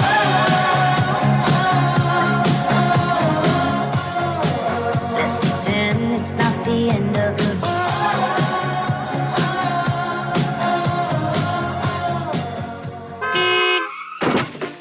No one likes a fender bender. Oh, man. From a little scratch to a full mashup, NUA Insurance has got you covered with auto insurance tailored to fit your needs and budget. For affordable rates with free on-site accident assistance, visit us online or in branch and just ask us. NUA Insurance. Ask us because we've got you covered. Tired of banks forcing you to use technology to bank the way they want you to? Your convenience is important. So no matter what your bank staff are always available in branch for that personal one-on-one service. But when you choose technology, our online and mobile banking app offers you state-of-the-art functionality. The choice is yours. Commonwealth Bank. Bank the way you want. Are you searching for something new? Something exciting? Your dream job in paradise? Well, look no further. Royal Beach Club Paradise Island is hiring. Join a dynamic group of passionate hospitality professionals, craft unforgettable moments, and thrive in a vibrant, welcoming atmosphere. Play your part in shaping the future of our team while growing your own career every day. Bring your energy, your passion, and your creativity to a workplace that's as dynamic and fun as you are. At Royal Beach Club Paradise Island, the opportunities don't just exist. They're limitless. So are you ready to find your perfect fit? Visit Royal Beach Club at paradiseisland.com/career today and step into a world of exciting possibilities. Maybe it's time to explore your options. There's no harm in reviewing your mortgage arrangement and considering a better deal. CIBC Caribbean can help you narrow your search and decide. Switch your mortgage to CIBC Caribbean and enjoy a special interest rate and help towards your switching cost. Visit CIBCFCIB.com/inspired home for more information. Conditions apply.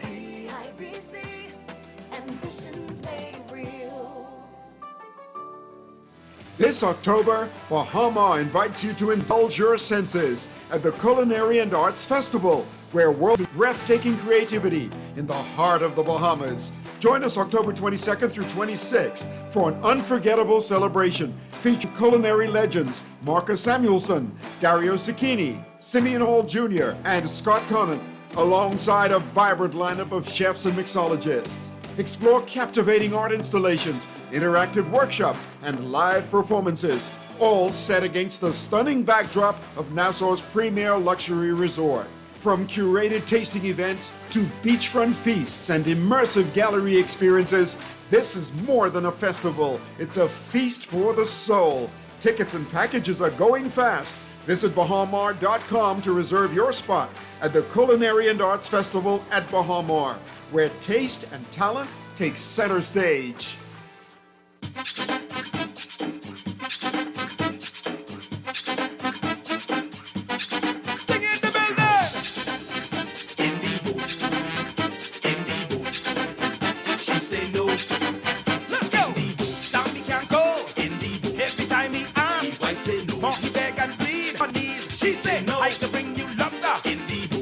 And Jacks. Dwight say no. I coming home early, she say no. I coming right back. She say no. Stinting. Dwight say no. She say no. She say no. Right straight. Dwight say no. She say no. Welcome back to Morning Blend here on Guardian Radio 96.9. Dwight Strachan along with Chester Robards. And the Hope Worldwide Bahamas Fun Run Walk is coming up. October 18th is just a little over a week away. Here to tell us all about this, very pleased to welcome from Hope Worldwide Bahamas, we have Jamal Knowles, who's the event coordinator. We also have Jedleen Dean, the chair. And we have Ricardo Thompson, the country director. Good morning, everybody. Great to have you with us. Yes, morning. Good morning. All right, so before we get into details about the Fun Run Walk, tell us about Hope Worldwide and Hope Worldwide Bahamas. What is it exactly, and how did it come about? Ricardo, you want to begin? Hope Worldwide Bahamas is a faith-based charity and established in the Bahamas. It's international. The affiliate head office is in Atlanta now. They used to be in New York. Yeah, and it's a global charity. We've gotten established here in the Bahamas in 1999, and our focus is really, and the acronym HOPE really is for helping other people everywhere. So HOPE really is about meeting needs in the communities, and I'll let the others kind of give a little more detail to some of the things we do as a charity in the Bahamas. Yeah. Jedleen, you want to tell us more and tell us about your role? Hi, good morning. I know that for Hope, I'm the chair. Some of the event that we do, we have the Head to Toe program, which is where we give back to school to kids that are in need, where we give them uniforms, backpack. We also have a what do you call it? We also do an event before school open where we invite all the kids and their parents, where we give them uniforms, and we also do like a little party, just to encourage the parents with school supplies for back to school. Wonderful. And we also have feeding family, where we do feeding family, where we have we do it twice a year. In the past, we used to do it 4 times a year because we did 2 events at a park, Missing Edition, that's where we used to go. And now we do 2 in office, where we have a list of people that we give food to that are in need, where we package the food, we have their names, and if you guys know of someone who in need also, you can give the name, where we package the food, and you guys can come pick it up, or the person can come and pick up the food, and at least 2 weeks. 2 weeks. Yeah, 2 weeks, for an average family. Yeah. We also have a soup kitchen that we do. We do a soup kitchen. We do where we do soup kitchen. So we used to partner with Urban Renewal, where we would go to different parks where we cook the food and they come and just help us serve people. Sometimes we serve 150 or more. Wow. So that's something that we do with other events. We do also do have a blood drive. So we do a health fair every year. We try to do twice, 2 per year. But we had one already. We did it in March where we do a health fair where we invite everyone to come. You get yourself checked, and then we take your blood for the hospital. Yeah. So that's something that we also do. And now we have the fun run walk. We used to do it in the past, but now I don't think how long it's been. A few years break. Few years break. So now we want to bring it back. Excellent. Yes. You're all doing a lot. So how does it work? How many people are part of the organization, the Bahamas chapter? Volunteer base. Yeah, volunteer It's strictly base. volunteer. And we have, like I said, it's faith-based, so it's associated with a church group in part, but it's open to Bahamians everywhere. We have folks in Grand Bahama with a chapter there. Okay. And we have volunteers throughout the communities who come in, some of them for different, you mentioned the health and blood drive. We have a few doctors in the church, they organize that, and we have speakers come from different areas of that discipline, and they speak to men and women along with the blood and other things. It's really focused. That is fantastic. Yeah, I think what is so important to say is that we have, like most times when we do the blood drive, we have about 30 points that we collect. And so on an annual basis, we do about 60 to 70 pints of blood, and so, they say 1 point could save three lives. Wow. And so we usually try to get persons to come in and give their blood. You can only do it about 4 times a year in terms of giving blood. You need 3 months to wait in between that time. And we always focus on mental health. Last time we spoke about mental health.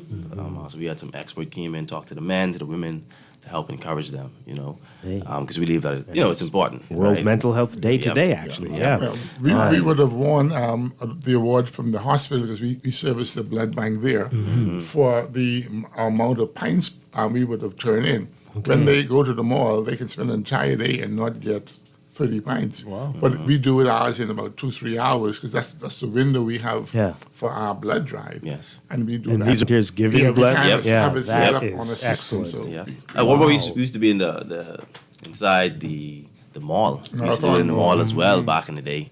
But now we just do it at BCPU Hall. That's where we usually meet as a church, and we have it there. But one of the other amazing events that we were talking about was the head to toe, right? With the uniforms. To date, we started in 2016, out of the vision of our good brother here, Mr. Thompson. He's a sibling of 17 brothers and sisters. Wow. Say what now? Yes. They're not all alive at this point.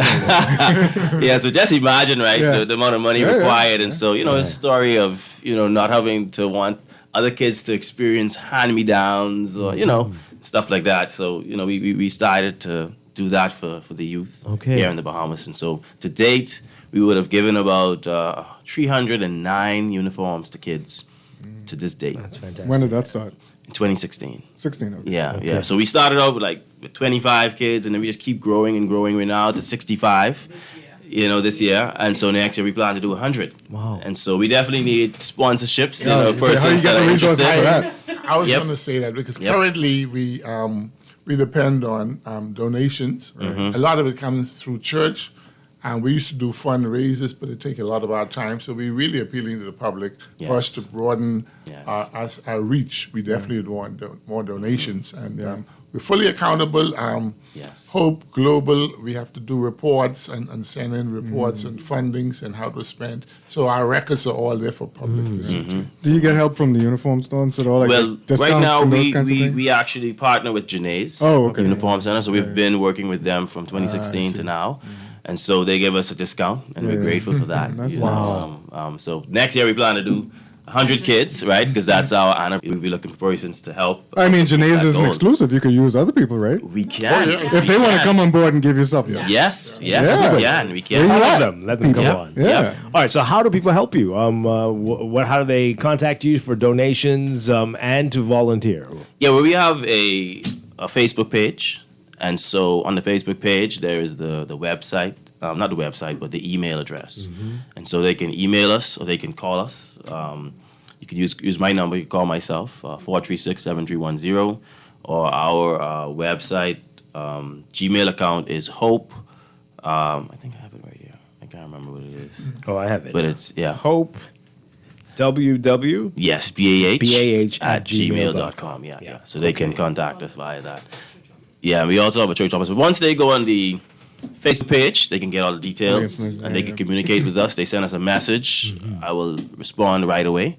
Okay, and that's the way they get in contact with us. That's fantastic. Yeah. All right. So if you're a volunteer, you just whenever you have an event, that's when you want the volunteers, or do you meet regularly? Well, we have they have core meetings. As the board, we meet regularly, but in terms of like the volunteers, we meet. Let's say if we're gonna have an event, we meet, but also we meet. If we need to meet with the volunteers, we would meet and say, "Hey, this is what we need to do," and just planning events. So we also do that too. So if someone wants to be a volunteer, they could call or let us know that they want to be a part of it. So we'll reach out to them and Nice. After we would have mapped out what we're looking at for the year, those events will determine. The events will actually determine the volunteerism. Because persons would associate with maybe the soup kitchen or the food drive or the health fair. So some would be with all of them, but volunteers would choose which event. So it kind of draws people at different times. No excuses from people. This is beautiful. Okay, so another way you can help will be the Fun Run Walk.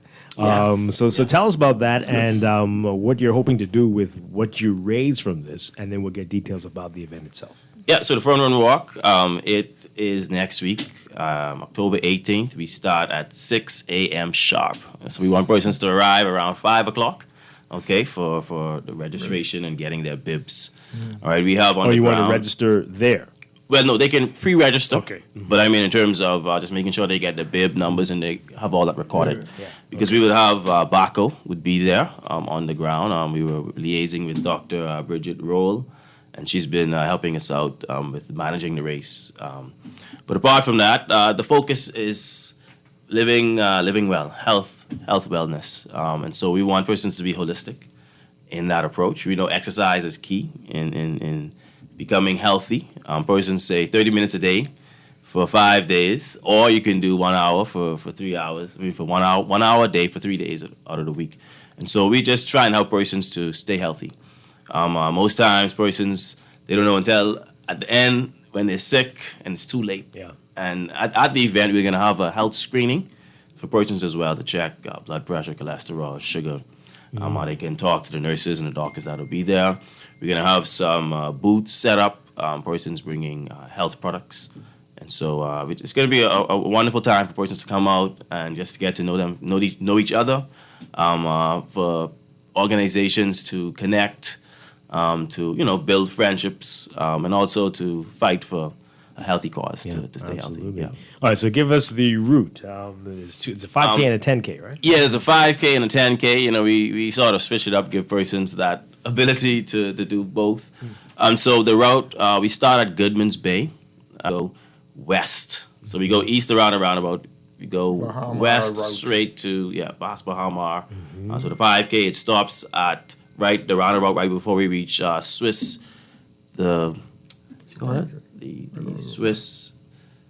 pastry shop. There's a building, Swiss pastry. There's a roundabout right there. Yeah. So we turn around and we come right back and we go back to Goodman's Bay. So that's the 5K. Oh, okay. Okay. For the 10K, we go from Goodman's Bay all the way to Sandy Port at the foot of the bridge, and then we come back down and we go right back to Goodman's Bay. So that's the route itself. We plan to have about 3 different water stations along the route. We would have the Red Cross over the ambulance and a medical bay to ensure that persons who may feel fatigued, need help, medical help, they'll be there to support. And then Baco, like I said, will be on the ground, monitoring persons, making sure they follow the proper route and don't take any shortcuts. Yeah. All right. And again, how this is going to help you, let people know about that and then how to register. Yeah, so really we're trying to put Hope more so on the map, let persons know that, hey, we're here, right? We exist. And so that's going to help us with publicity, putting us out there, persons be aware of us, as well as it's going to, from the funding, we want to be able to pump that right back into all the events we do on an annual basis, so the Head to Toe program, the Feeding the Families, the Soup Kitchen, and just whatever else that we plan to do. Yeah. That is fantastic. Remind folks again how to register. So to register, you can go on the Facebook page, and we have the online link for persons to be able to register online. They would pay via the bank account, wire transfer, or they can get in touch with myself. My number is there, 436-7310. So they could send me with them the online link, and then I'll send them the banking information to be able to pay. And so I picked up the shirts yesterday. We packed the bags, so the packages are ready to go. Yeah. Yeah. Are they gonna look like what you're wearing today? Well, no. What I'm wearing today is That's pretty actually nice. our regular okay. volunteer shirt. Yeah. Also, I was thinking if Get right in that mic, gently. no, I was also thinking if someone doesn't have Facebook, but you can also call the number. Once you call, then you can register if Okay. you don't have Facebook or Yeah. anything like that. So you Excellent. can call the number. And again, it's next week, Saturday, October 18th. And, Yep. and 6 a.m. is going to be great. Fun Yep. run, walk for Yep. Hope Worldwide Bahamas. So I just want to also mention that we have a group trophy. So for persons that may be interested in coming together with a group that requires 10 or more people, you get a little discount, $30 versus $35. And our registration package comes with a bag, a bottle, and the shirt. All right, and so I think it's a good look. We're giving out medals for first, second, and third place prize winners, ribbons for everybody else, and we also have trophies for overall male, female runner, and walker. This is for the 5K and the 10K.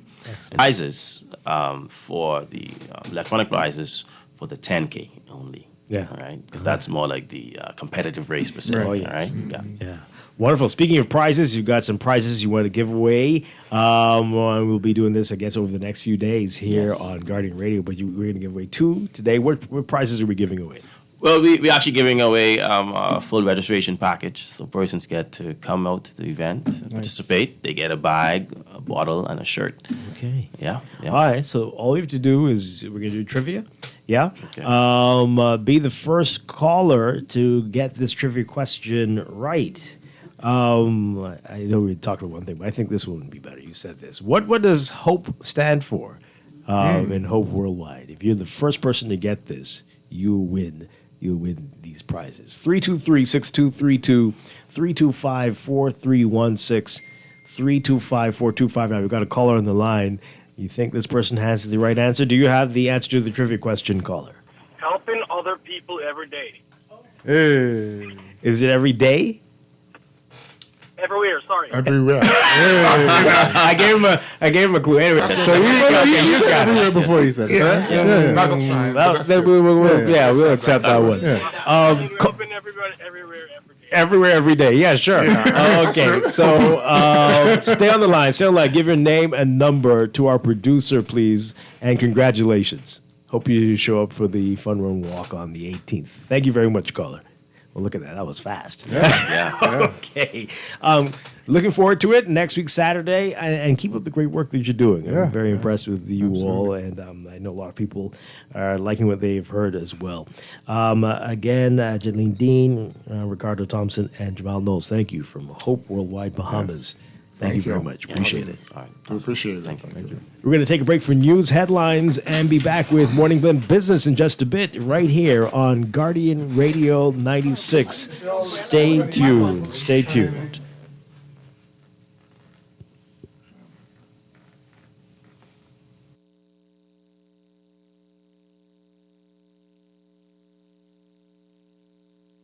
Sherwin-Williams Bahamas doesn't mess about when it comes to product range and product knowledge. If it's a new product come in the store, we walk the store and study that product. One thing with our boss, if a new product comes in, he takes the time and he's always keeping us up to date with product. And we just had 9 weeks of different products that we had to study, and we had exams at the end of each product. Yeah. The only way we could sell the product effective, we have to know that product. Yeah, that helps us to relate to our customers. It gives us better knowledge to know what product to introduce to them. You understand? So we can know what product to give them to use and what product not to give them to use.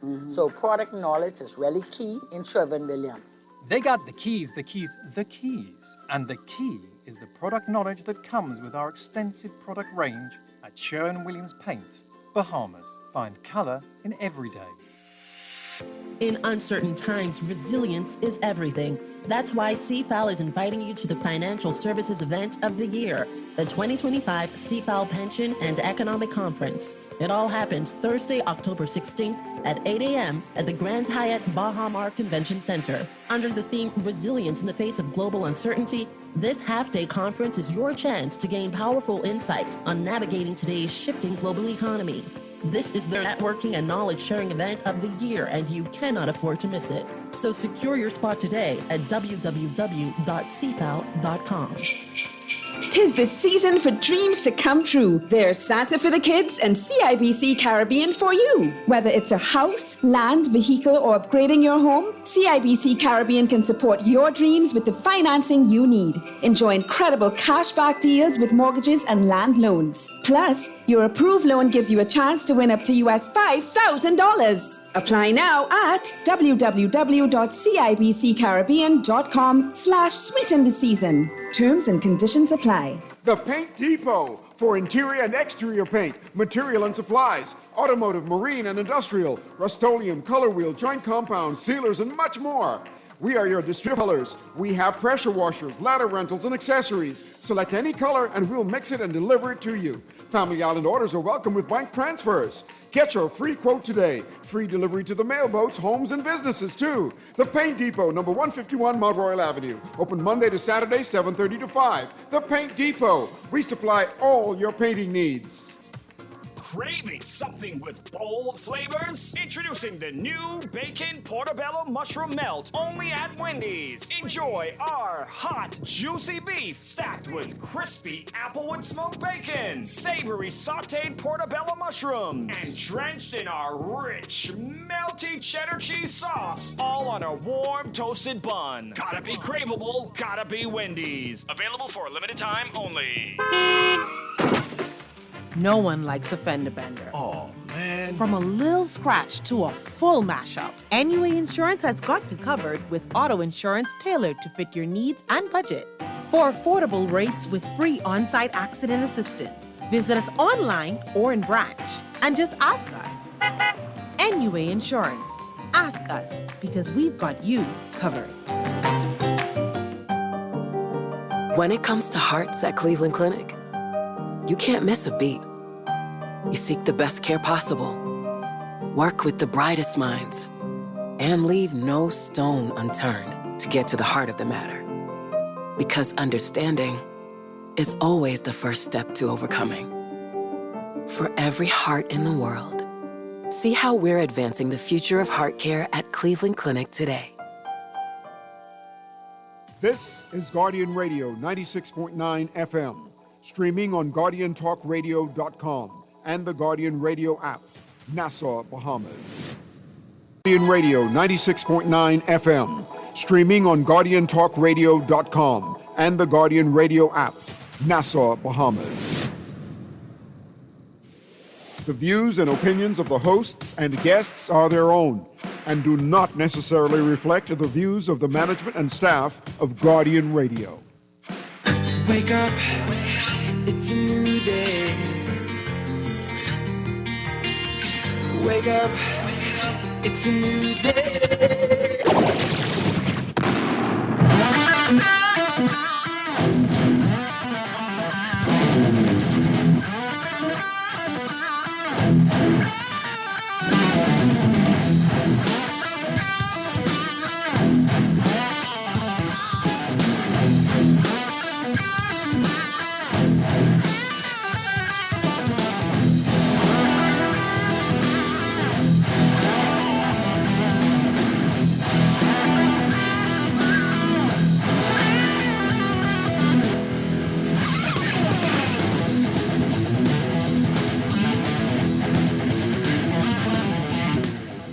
Good morning and welcome to Morning Blend Business on this Friday, October 10th, 2025. Welcome back to our Morning Blend listeners. Once again, I'm Dwight Strachan along with Chester Robards, and it's October, and that means it's Cybersecurity Awareness Month.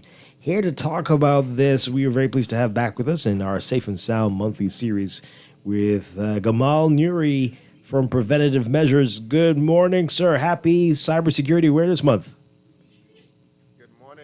Dwight, good morning, Bahamas. And you said Chester's with you. Yes, good morning, Chester's Chester. with us today. Hey, buddy. Good morning.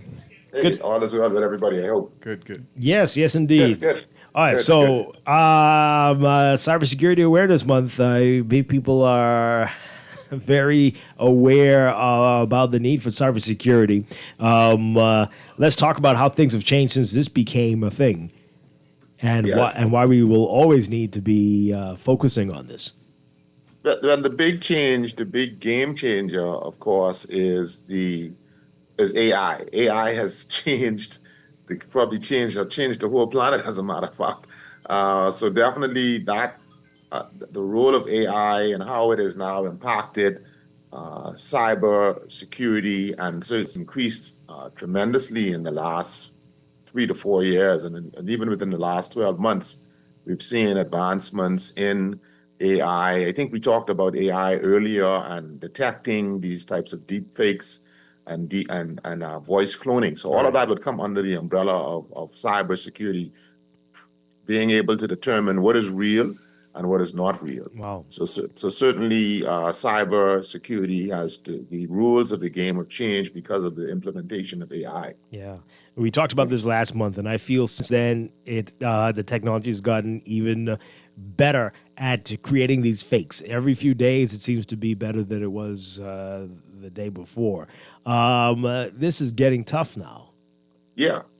Think about it. It's estimated that globally, in 2025, that cybersecurity, the cost associated with that is roughly about $10.5 trillion. So it's a big business. It's a big business for the hackers, for the bad actors out there who see the profit margin. So, getting their cut of that 10.5. So we have to appreciate that it is an aggressive attack by individuals to get funds, or illegally get funds, or legally get information from individuals who have not sort of shored up their assets. Yeah. So people seem to be taking this very lightly. And not everybody, of course, but I mean, at the moment, it's for, giggles and other things, right? There's lots of videos that people say, "Oh, this is hilarious. It's almost real," but it's fun.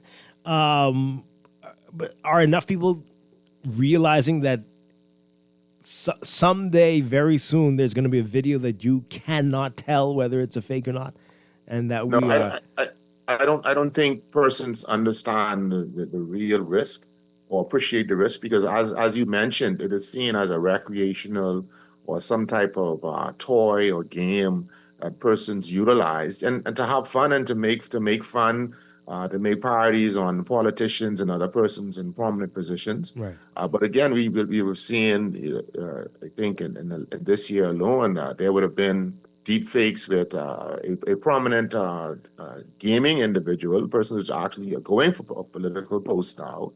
And also, you would have seen the Central Bank of the Bahamas, Central Bank of Barbados, multiple individuals who have been targeted with these deep fakes. And in fact, you can go online now. There are various platforms that allow you to take individuals, prominent individuals, and use their voice and their imagery to do different types, to send a particular message. So we see it all the time. But again, it's something that's seen as a recreational, non-threatening type tool, but people are abusing it as we speak. Mm-hmm.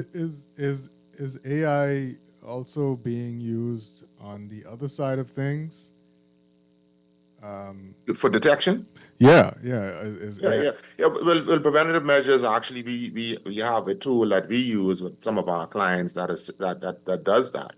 So yes, AI is being, in fact, the initial use, many of the various technologies that we see were always intended to improve business, to make life easier, more beneficial. That same technology is taken over by bad actors and used for nefarious reasons. So yes, preventative measures, we have a tool that we use that helps to detect deep fakes, that helps to detect voice cloning, helps to detect imagery, image distortion or image enhancement. So there are multiple, there are tools that are out there that are used to help in determining if a message, if a voice message of an actual video is actually real. Definitely. Yeah. And I know Dwight asked an interesting question. People maybe just the average everyday citizen takes these cyber threats not very seriously, maybe because it doesn't affect them. But you see big corporations. I noticed a Japanese beer company, I think Asahi, just recently, they got hacked and they just got over it. Like they just restarted production. It stopped their whole production, right? Wow. Correct. And so, we see those things on the news, like these big corporations. But what about individuals? Yeah, again, individuals, it isn't impacting. Let me make sure I say this the right way.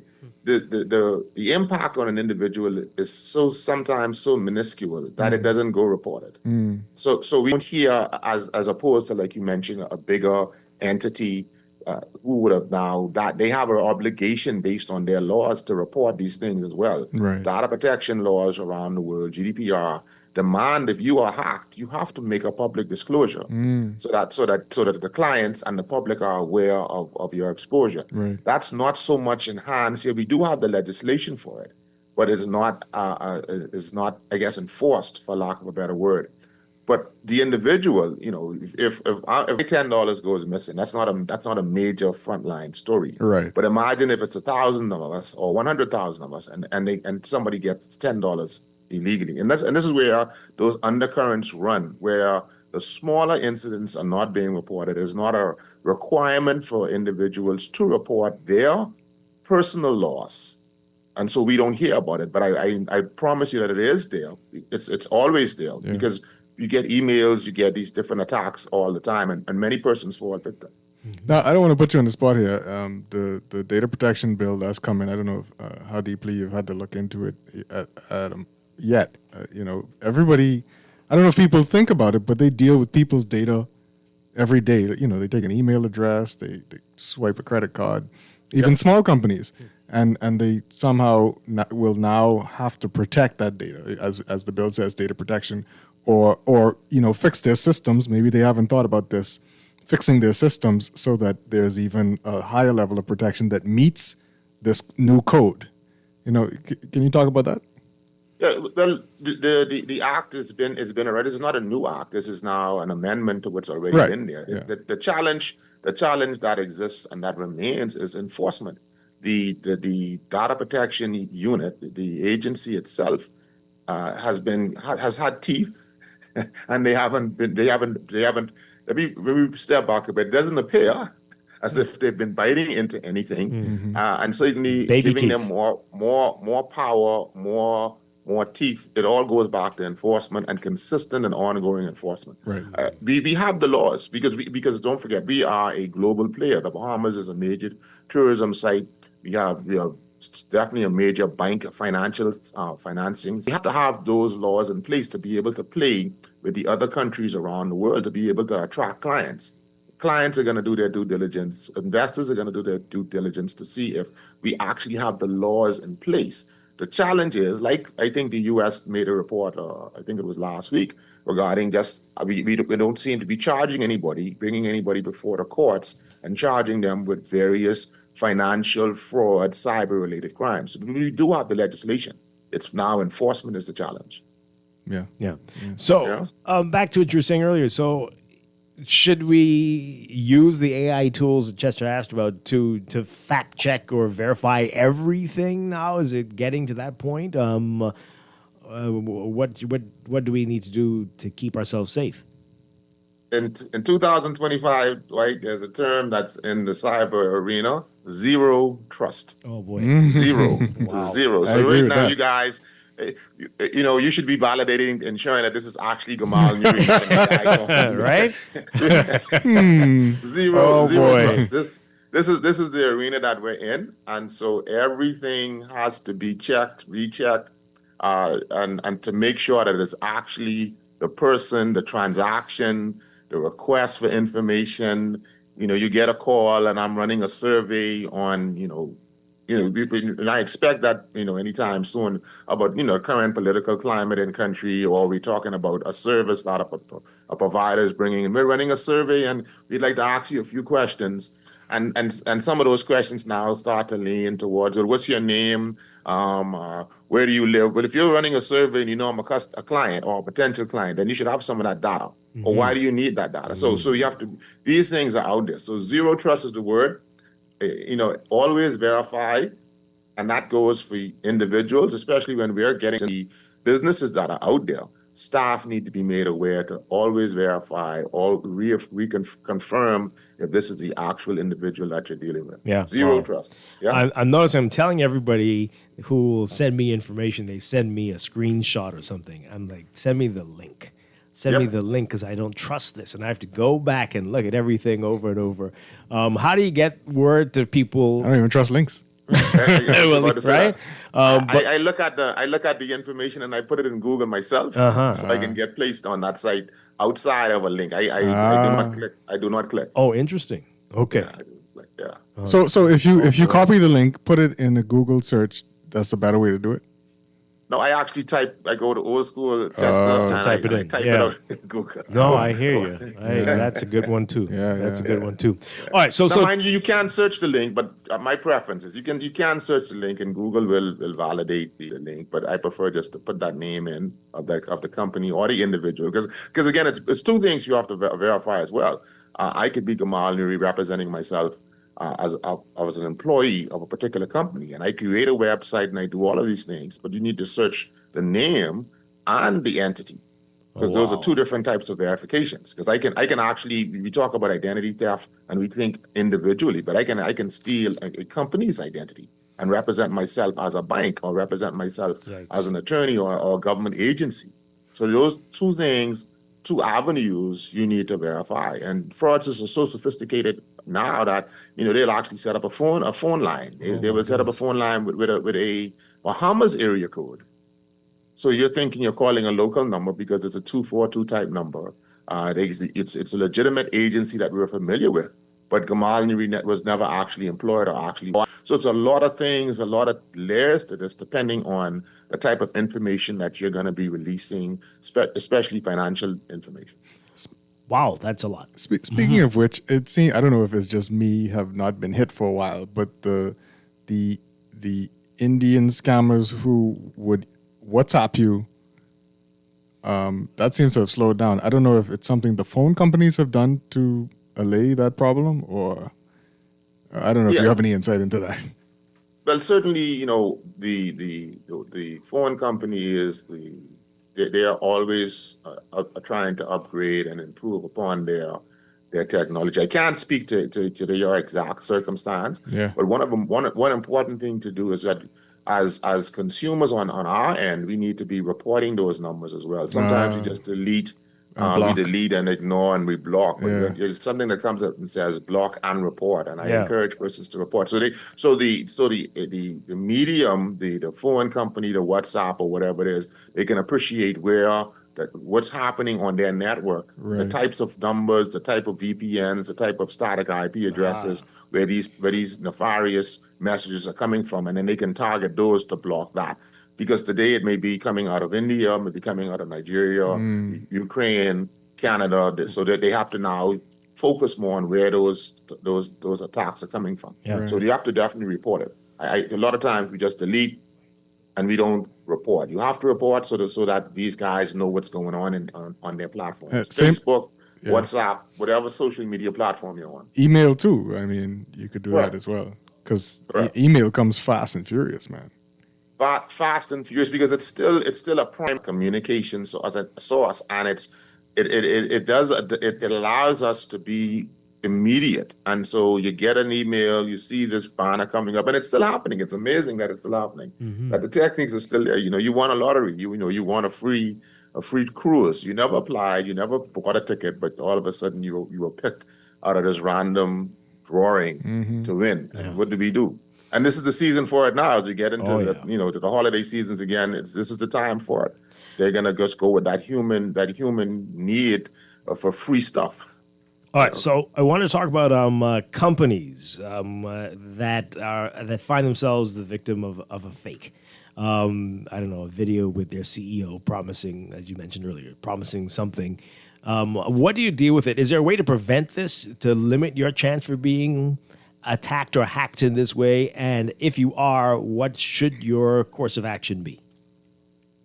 And unfortunately, it's very difficult to stop this from happening. If your CEO or your brand is out there in the public domain, individuals can take that image.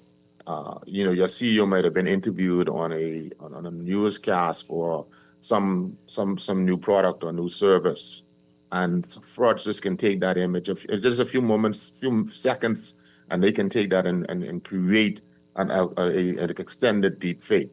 So again, it's very difficult to do that because again, on the flip side, so to speak, as a CEO, as a brand, I want to be out in the public domain to sell my product, to sell my service. That person's know I'm there. But in the same token, that image can be taken and manipulated. If you are a victim of these deep fakes, from a business perspective, you need to get ahead of the curve and control the narrative. That's very important. And we saw that with the central bank. I think the central bank did a pretty good job when the governor was deep faked. They got ahead and they started to put out these public also explaining what the brand does, what it does, what the central bank does not do and what they do. Because we think it's a bank and we think we can go in there as a regular commercial bank, and it's not. So they get ahead of that curve and they start to explain why it is not what they do. And then hopefully it gets out there fast enough. It's out on various platforms, and they can minimize the exposure and the risk of it, because it's a reputational issue, and it's also people are going to start sending money. Yeah. And back to Chester's question earlier too. And so if I'm that individual who sent money, who saw this information, and I sent money, it's highly unlikely that I'm gonna come forward and say that I'm the victim and I got caught. People, again, it's an ego thing, it's an image thing. Yeah. I don't want to be seen as the one who fell for that trick. Yeah. There's a lot of different factors in play that limit the ability to actually address and manage cyber incidents. And that's why data protection is so important, because it mandates public and certain businesses to make sure that they disclose that they were impacted. Wow. About the theme and what you think people need to keep in mind with Cyber Security Awareness Month. But we got some calls coming in, and you can call in as well, folks, as you speak to Gamal Nuri with Preventative Measures. 323-6232, 325-4316. 325-4259, 242-300-5720. Tweet us, Facebook us, and text us as well. 422-4796. Caller, good morning. You're on the air. Hey, morning, Dwight. You guys, how you doing? Doing well. Well, yeah, this is a very important topic, right? Because I am an expert at getting hacked on my account. You realize my bank account get hacked like twice every month. I have to actually go to CIBC and and get a replacement card, based on the fact that from online shopping. I'm addicted to online shopping, so I'm actually an expert on how to get around this. What you do is you have two cards. One is the savings, and one have a card if you're shopping online, which you just top up on, that you only use, say, but put like $100 or $200 on that particular card that you use for shopping online. So if the event your card get hacked, the most they could take off is probably $50 to $100. And that's the simplest way. That's the only way we want you to prevent from fraudulent activities. Other than that, any information you use on your card is actually prone by fraud or by hackers taking funds off your account once you use the card online. I hear you, but you say you're always hacked. Should we be listening to you at all? I'm always hacked. I mean, I don't know if we should take advice from you. That was like a disclaimer of sorts. One is a saving card. Never use your saving card to shop online. Always use that what I call a substitute card, that you just top up, put like $100 or $200 on. Or don't have much in your savings account, so they won't be much to steal. But when was the last time you were hacked? When was the last time? Okay, the last time I was hacked was actually about a month or 2 months ago. Something's wrong. I don't know if we can listen to you. Thank you for the call, though. Mm-hmm. Come out. Yeah, it's an interesting. I was looking at this. It's an interesting culture now that we are developing. We've accepted that we are a victim, and we're finding ways, because he hasn't really solved the problem. No. you listen to what he's saying, he's not really solved the problem or addressing the problem to the extent he needs to. He's always hacked, so this is a scam, but he's still hacked based on this new method. So I hesitate giving advice in that area unless we understand lifestyle, we understand what are the trends. Where is he going online? Yeah, exactly. Does he have a VPN? What type of security measures, hardware and software that he's using that can help reduce those attacks. You mentioned VPN. Do you recommend them? Yes, definitely. Yeah. Okay. And so the exposure is more than just, because if you're getting hit all the time, then something's wrong. Something's wrong with your neighborhood. You live in a particular neighborhood, and every time somebody breaking in, what he's saying is that, okay, I leave something out for them to carry, so to speak, right? But they're still breaking in. There are other things that they're getting access to as well, because that's personal data and you can't immediately change your identity. I mean, you can do that, but that's a long process. So what he's saying is a deeper issue other than just and certainly the solution is not having another card if you're still being hacked. Something's wrong. It's a deeper situation. Yeah, I think what he's talking about, what he means is you have an account that's not linked to a card and you just transfer funds to the card itself. To the account. Right, I understand. He's still getting hacked though. He's still getting hacked. But he's saying if they get him though, they only get 50 cents on there. Boy, maybe he has the same passwords for everything. I don't know. This is odd. That's what I'm saying. There's multiple issues there outside of just you're being a victim. Are people still? I was. Oh, what's the word you use when you put your card in a machine and the machine has something in it that takes the information? It's skimming. Skimming. Is that still a big thing too? It's not as much because the credit card industry, payment card industry has developed certain software and technology. This is one of the reasons why you see the move to the chip card and certainly a move to the contactless cards, right? So that reduce ATMs now. Well, some of them, I can't say all of them, allow you to not even put your card in. It's contactless, right? So those are the things that the payment card industry did to minimize and reduce the risk. The challenge, of course, is these guys are getting access to that type of technology, and they can actually scan into your card from a distance as well. Yeah. Did you notice, Gamal, that was it just last year or the year before in the budget where the government said they were banning skimming devices? Finally, it just happened the last couple of years. Isn't that crazy? That they were allowed, but they banned it now. You cannot bring in skimming devices. Oh, yes. Is very, I noticed that. Very strange that they were allowed. It's very strange that that's something that was talked about. I never found out the reasoning behind it because I thought it was a very interesting statement in that regard. But certainly the payment card industry has stepped up. They've changed, but NFC is still out there, and their field communication devices can be bought. You can go on Amazon and you can order these things because the intent is, they can be used for good things. Yeah. So, but the persons can take advantage of them as well. Who has these fancy ATMs you're talking about? Because I can tell you my bank don't got them. Yeah, I seen them in Jamaica and I was like, ooh, look, this is cool. And then I came back home and I was like, some of the Canadian banks do have them. Oh, okay, all right. Yeah, they do have. My bank don't have them. Contactless. You mean Canadian banks in Canada? You mean? No, here. Oh, really? You don't necessarily have to put your. If you look, if you see, there's a little the Wi-Fi type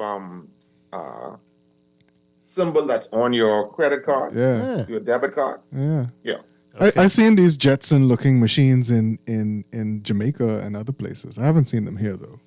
Yeah, some of the banks do have them here. In forward-looking Bahamas. Hopefully we'll be maybe. there. Yeah. Oh, the Bahamas. No, let me run to the defense of the banks. It's not like they're doing me a favor, right? Some of the banks have been ahead of the curve. I mean, even one of our major local banks was the first bank in the Bahamas to introduce, remove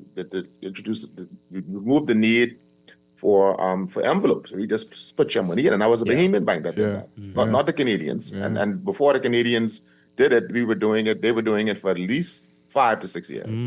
Okay. So definitely, we're not that far behind. Sometimes we're slow on certain things, but we're keeping up. I just being salty about my bank. I know. I ain't gonna call their name. I don't go to nobody's name. I might need to go to them later. Right, exactly. Yeah. All right, Gamal, this person says, I've been hacked many times. As a result, I've stopped using my debit card. Now I only use my credit card, and so far I've had no issues to date. Does it really make a difference? Yeah, definitely. It's a different from, and again, I guess the pro to what the previous caller mentioned, right? With your debit, that is cash, your cash in your account, right? With the credit card, there's a bit more protection from a liability and a loss perspective. You still have, it's not your cash immediately exposed on a credit card, but with your debit card, that's tied directly to your account. So if you have $100, that's $100 of your money gone. With the credit card, there's a different application. It's still money you have to account for, but it's different. So yeah, so definitely. Wow. Okay. Yeah, and I would advise do not use your debit if you're because it's attacked directly to your cash. That's cash that's being exposed. This texter says it's a company that takes your card and inputs your information like it's their card. When I realized what the lady was doing, I was beyond shocked and told her that then there's every bank and utility that has a requirement for you to shout your identity across a crowded room. Yeah, I really hate that. When you go into, if you go in, I know plenty of people are paying online, but if you ever go in, you got to say your name and your address in front of all the people in the line. I've never been in this place. Almost every utility company. Oh, utility companies. Yeah. Yeah, I don't go into those companies, banks. A lot of them still have this poor practice of you having to you're communicating your personal identification information, and other people can hear. Definitely with regards to the practice of when you use your card, the demand that or the entity saying that they need to write down, take a copy of your driver's license or write down your card information. That's actually illegal. You should not participate in that, and because that's a data protection issue, and they should not be writing down your PIN. If they require you, they should demand that you use your PIN as opposed to using a contactless. But certainly, they should not be writing down your information and writing it down on the receipt because you don't know where that information goes. Oh, yeah. And that's information that hackers who would do dumpster diving, and dumpster diving occurs here as well, where individuals go to your trash when you dump out your trash and they go through your receipts to find information about the transactions that would have occurred at your business. So that's one of the reasons why it's discouraged and it should not be happening. Yeah. Let's take this call. Caller, you're on the air live. Good morning. Hey, Dwight, how you doing? Doing well. I use a local bank here. And listen here, sometimes I can't get to use the card. They question everything.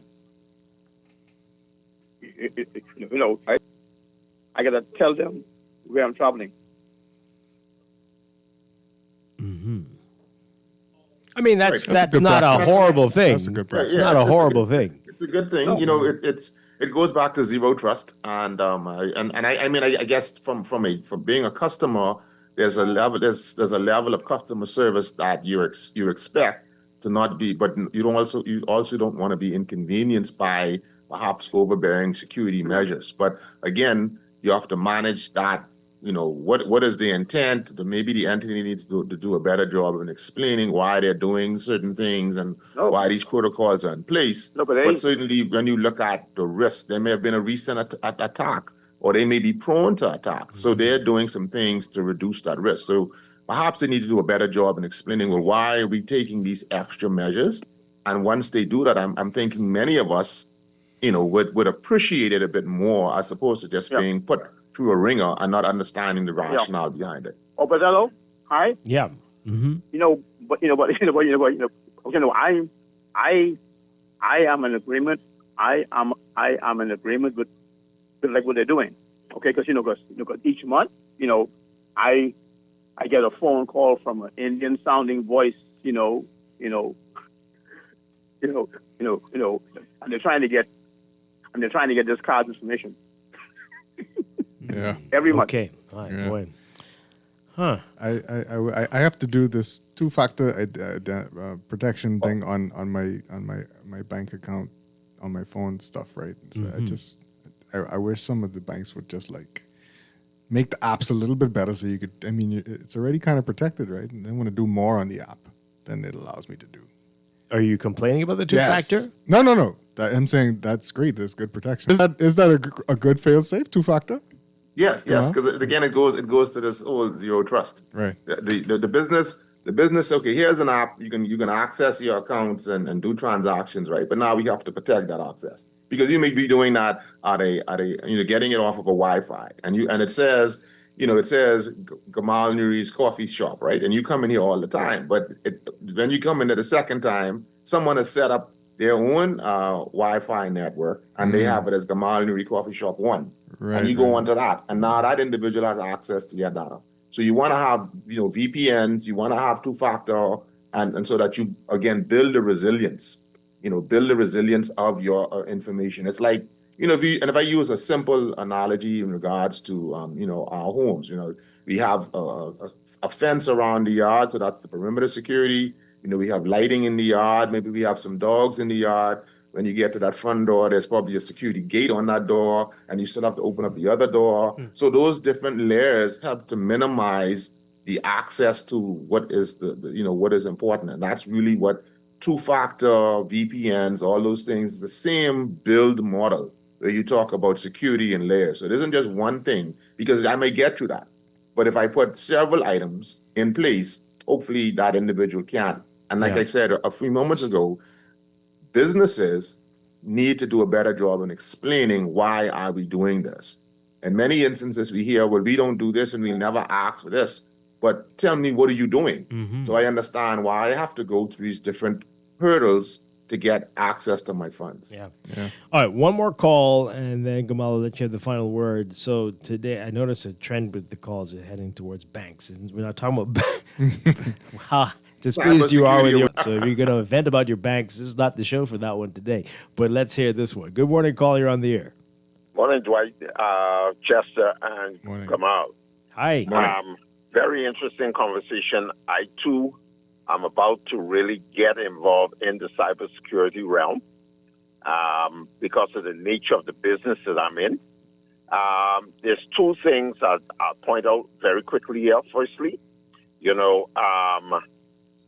the debit card situation, two card situations in terms of making online purchases. I am one of those that I'd actually do the same thing. I have one strictly for purchases online. I top it up to a certain level.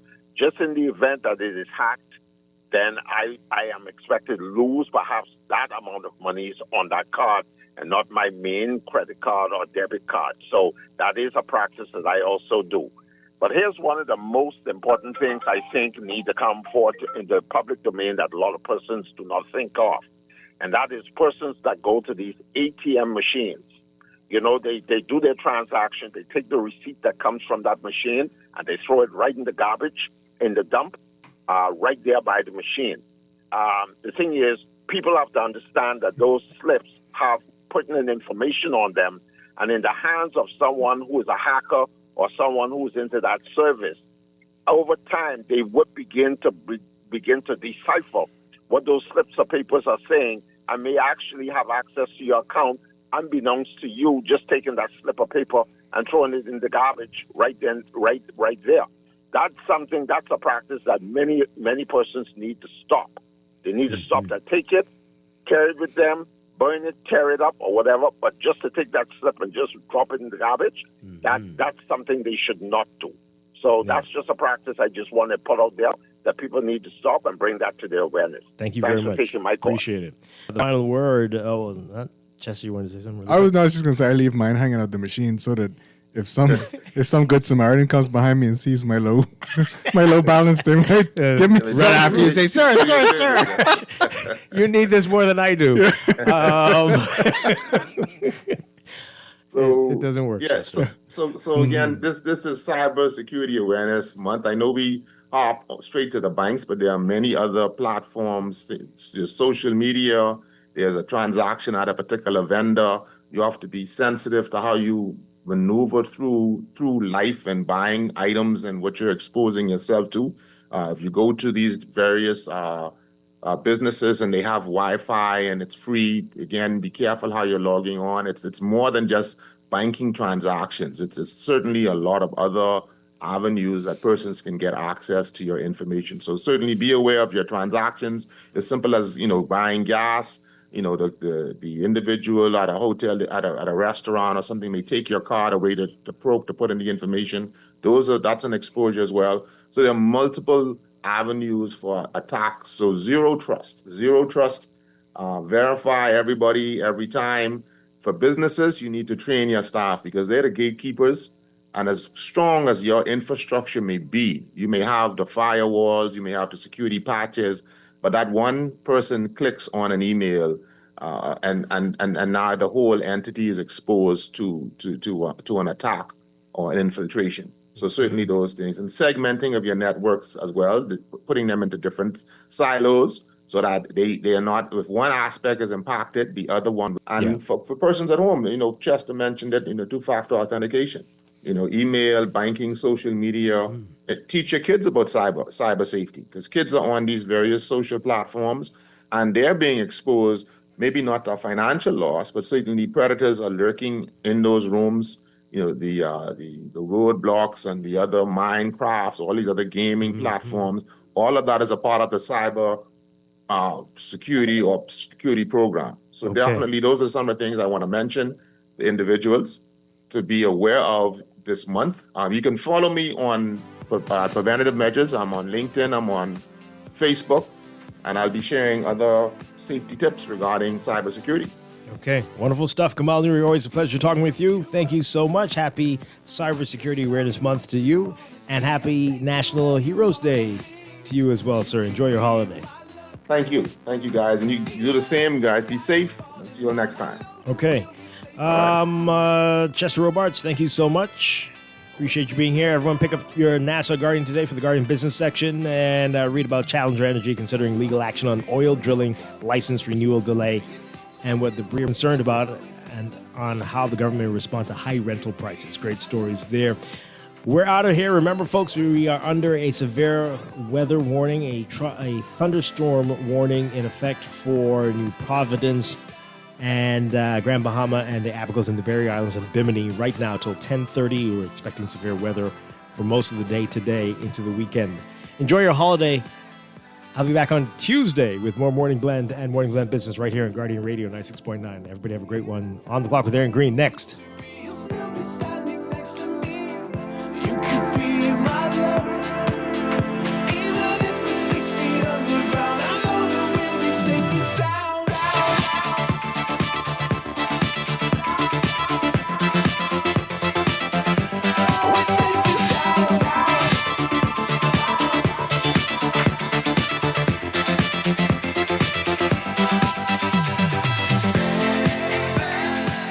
In uncertain times, resilience is everything. That's why CFAL is inviting you to the financial services event of the year, the 2025 CFAL Pension and Economic Conference. It all happens Thursday, October 16th at 8 a.m. at the Grand Hyatt Bahamas Convention Center. Under the theme Resilience in the Face of Global Uncertainty, this half-day conference is your chance to gain powerful insights on navigating today's shifting global economy.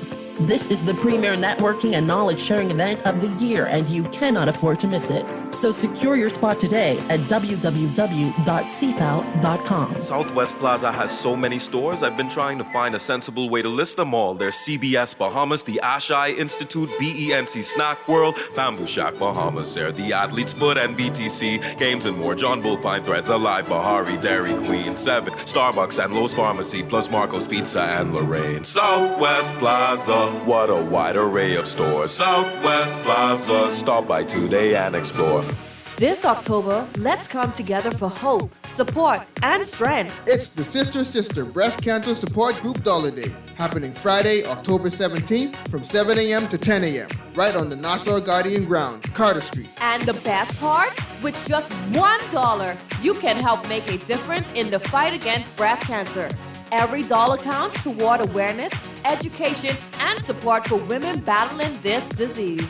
Come out, drop $1. and stand with us for a cause that touches so many lives. Join us on Friday, October 17th from 7 a.m. to 10 a.m. and let's turn every dollar into hope. That's the Sister Breast Cancer Dollar Day, proudly sponsored by the Guardian Media Group, Star 106.5 and the Guardian Radio 96.9. It's time to upgrade the way you enjoy at-home entertainment. Alive Fiber is here. Enjoy all your favorite channels and streaming apps, all at lightning-fast internet speeds with affordable bundles, and it's only a click away. Visit www.alivefiber.com to sign up now. Stay connected, live your life. It's good to be alive.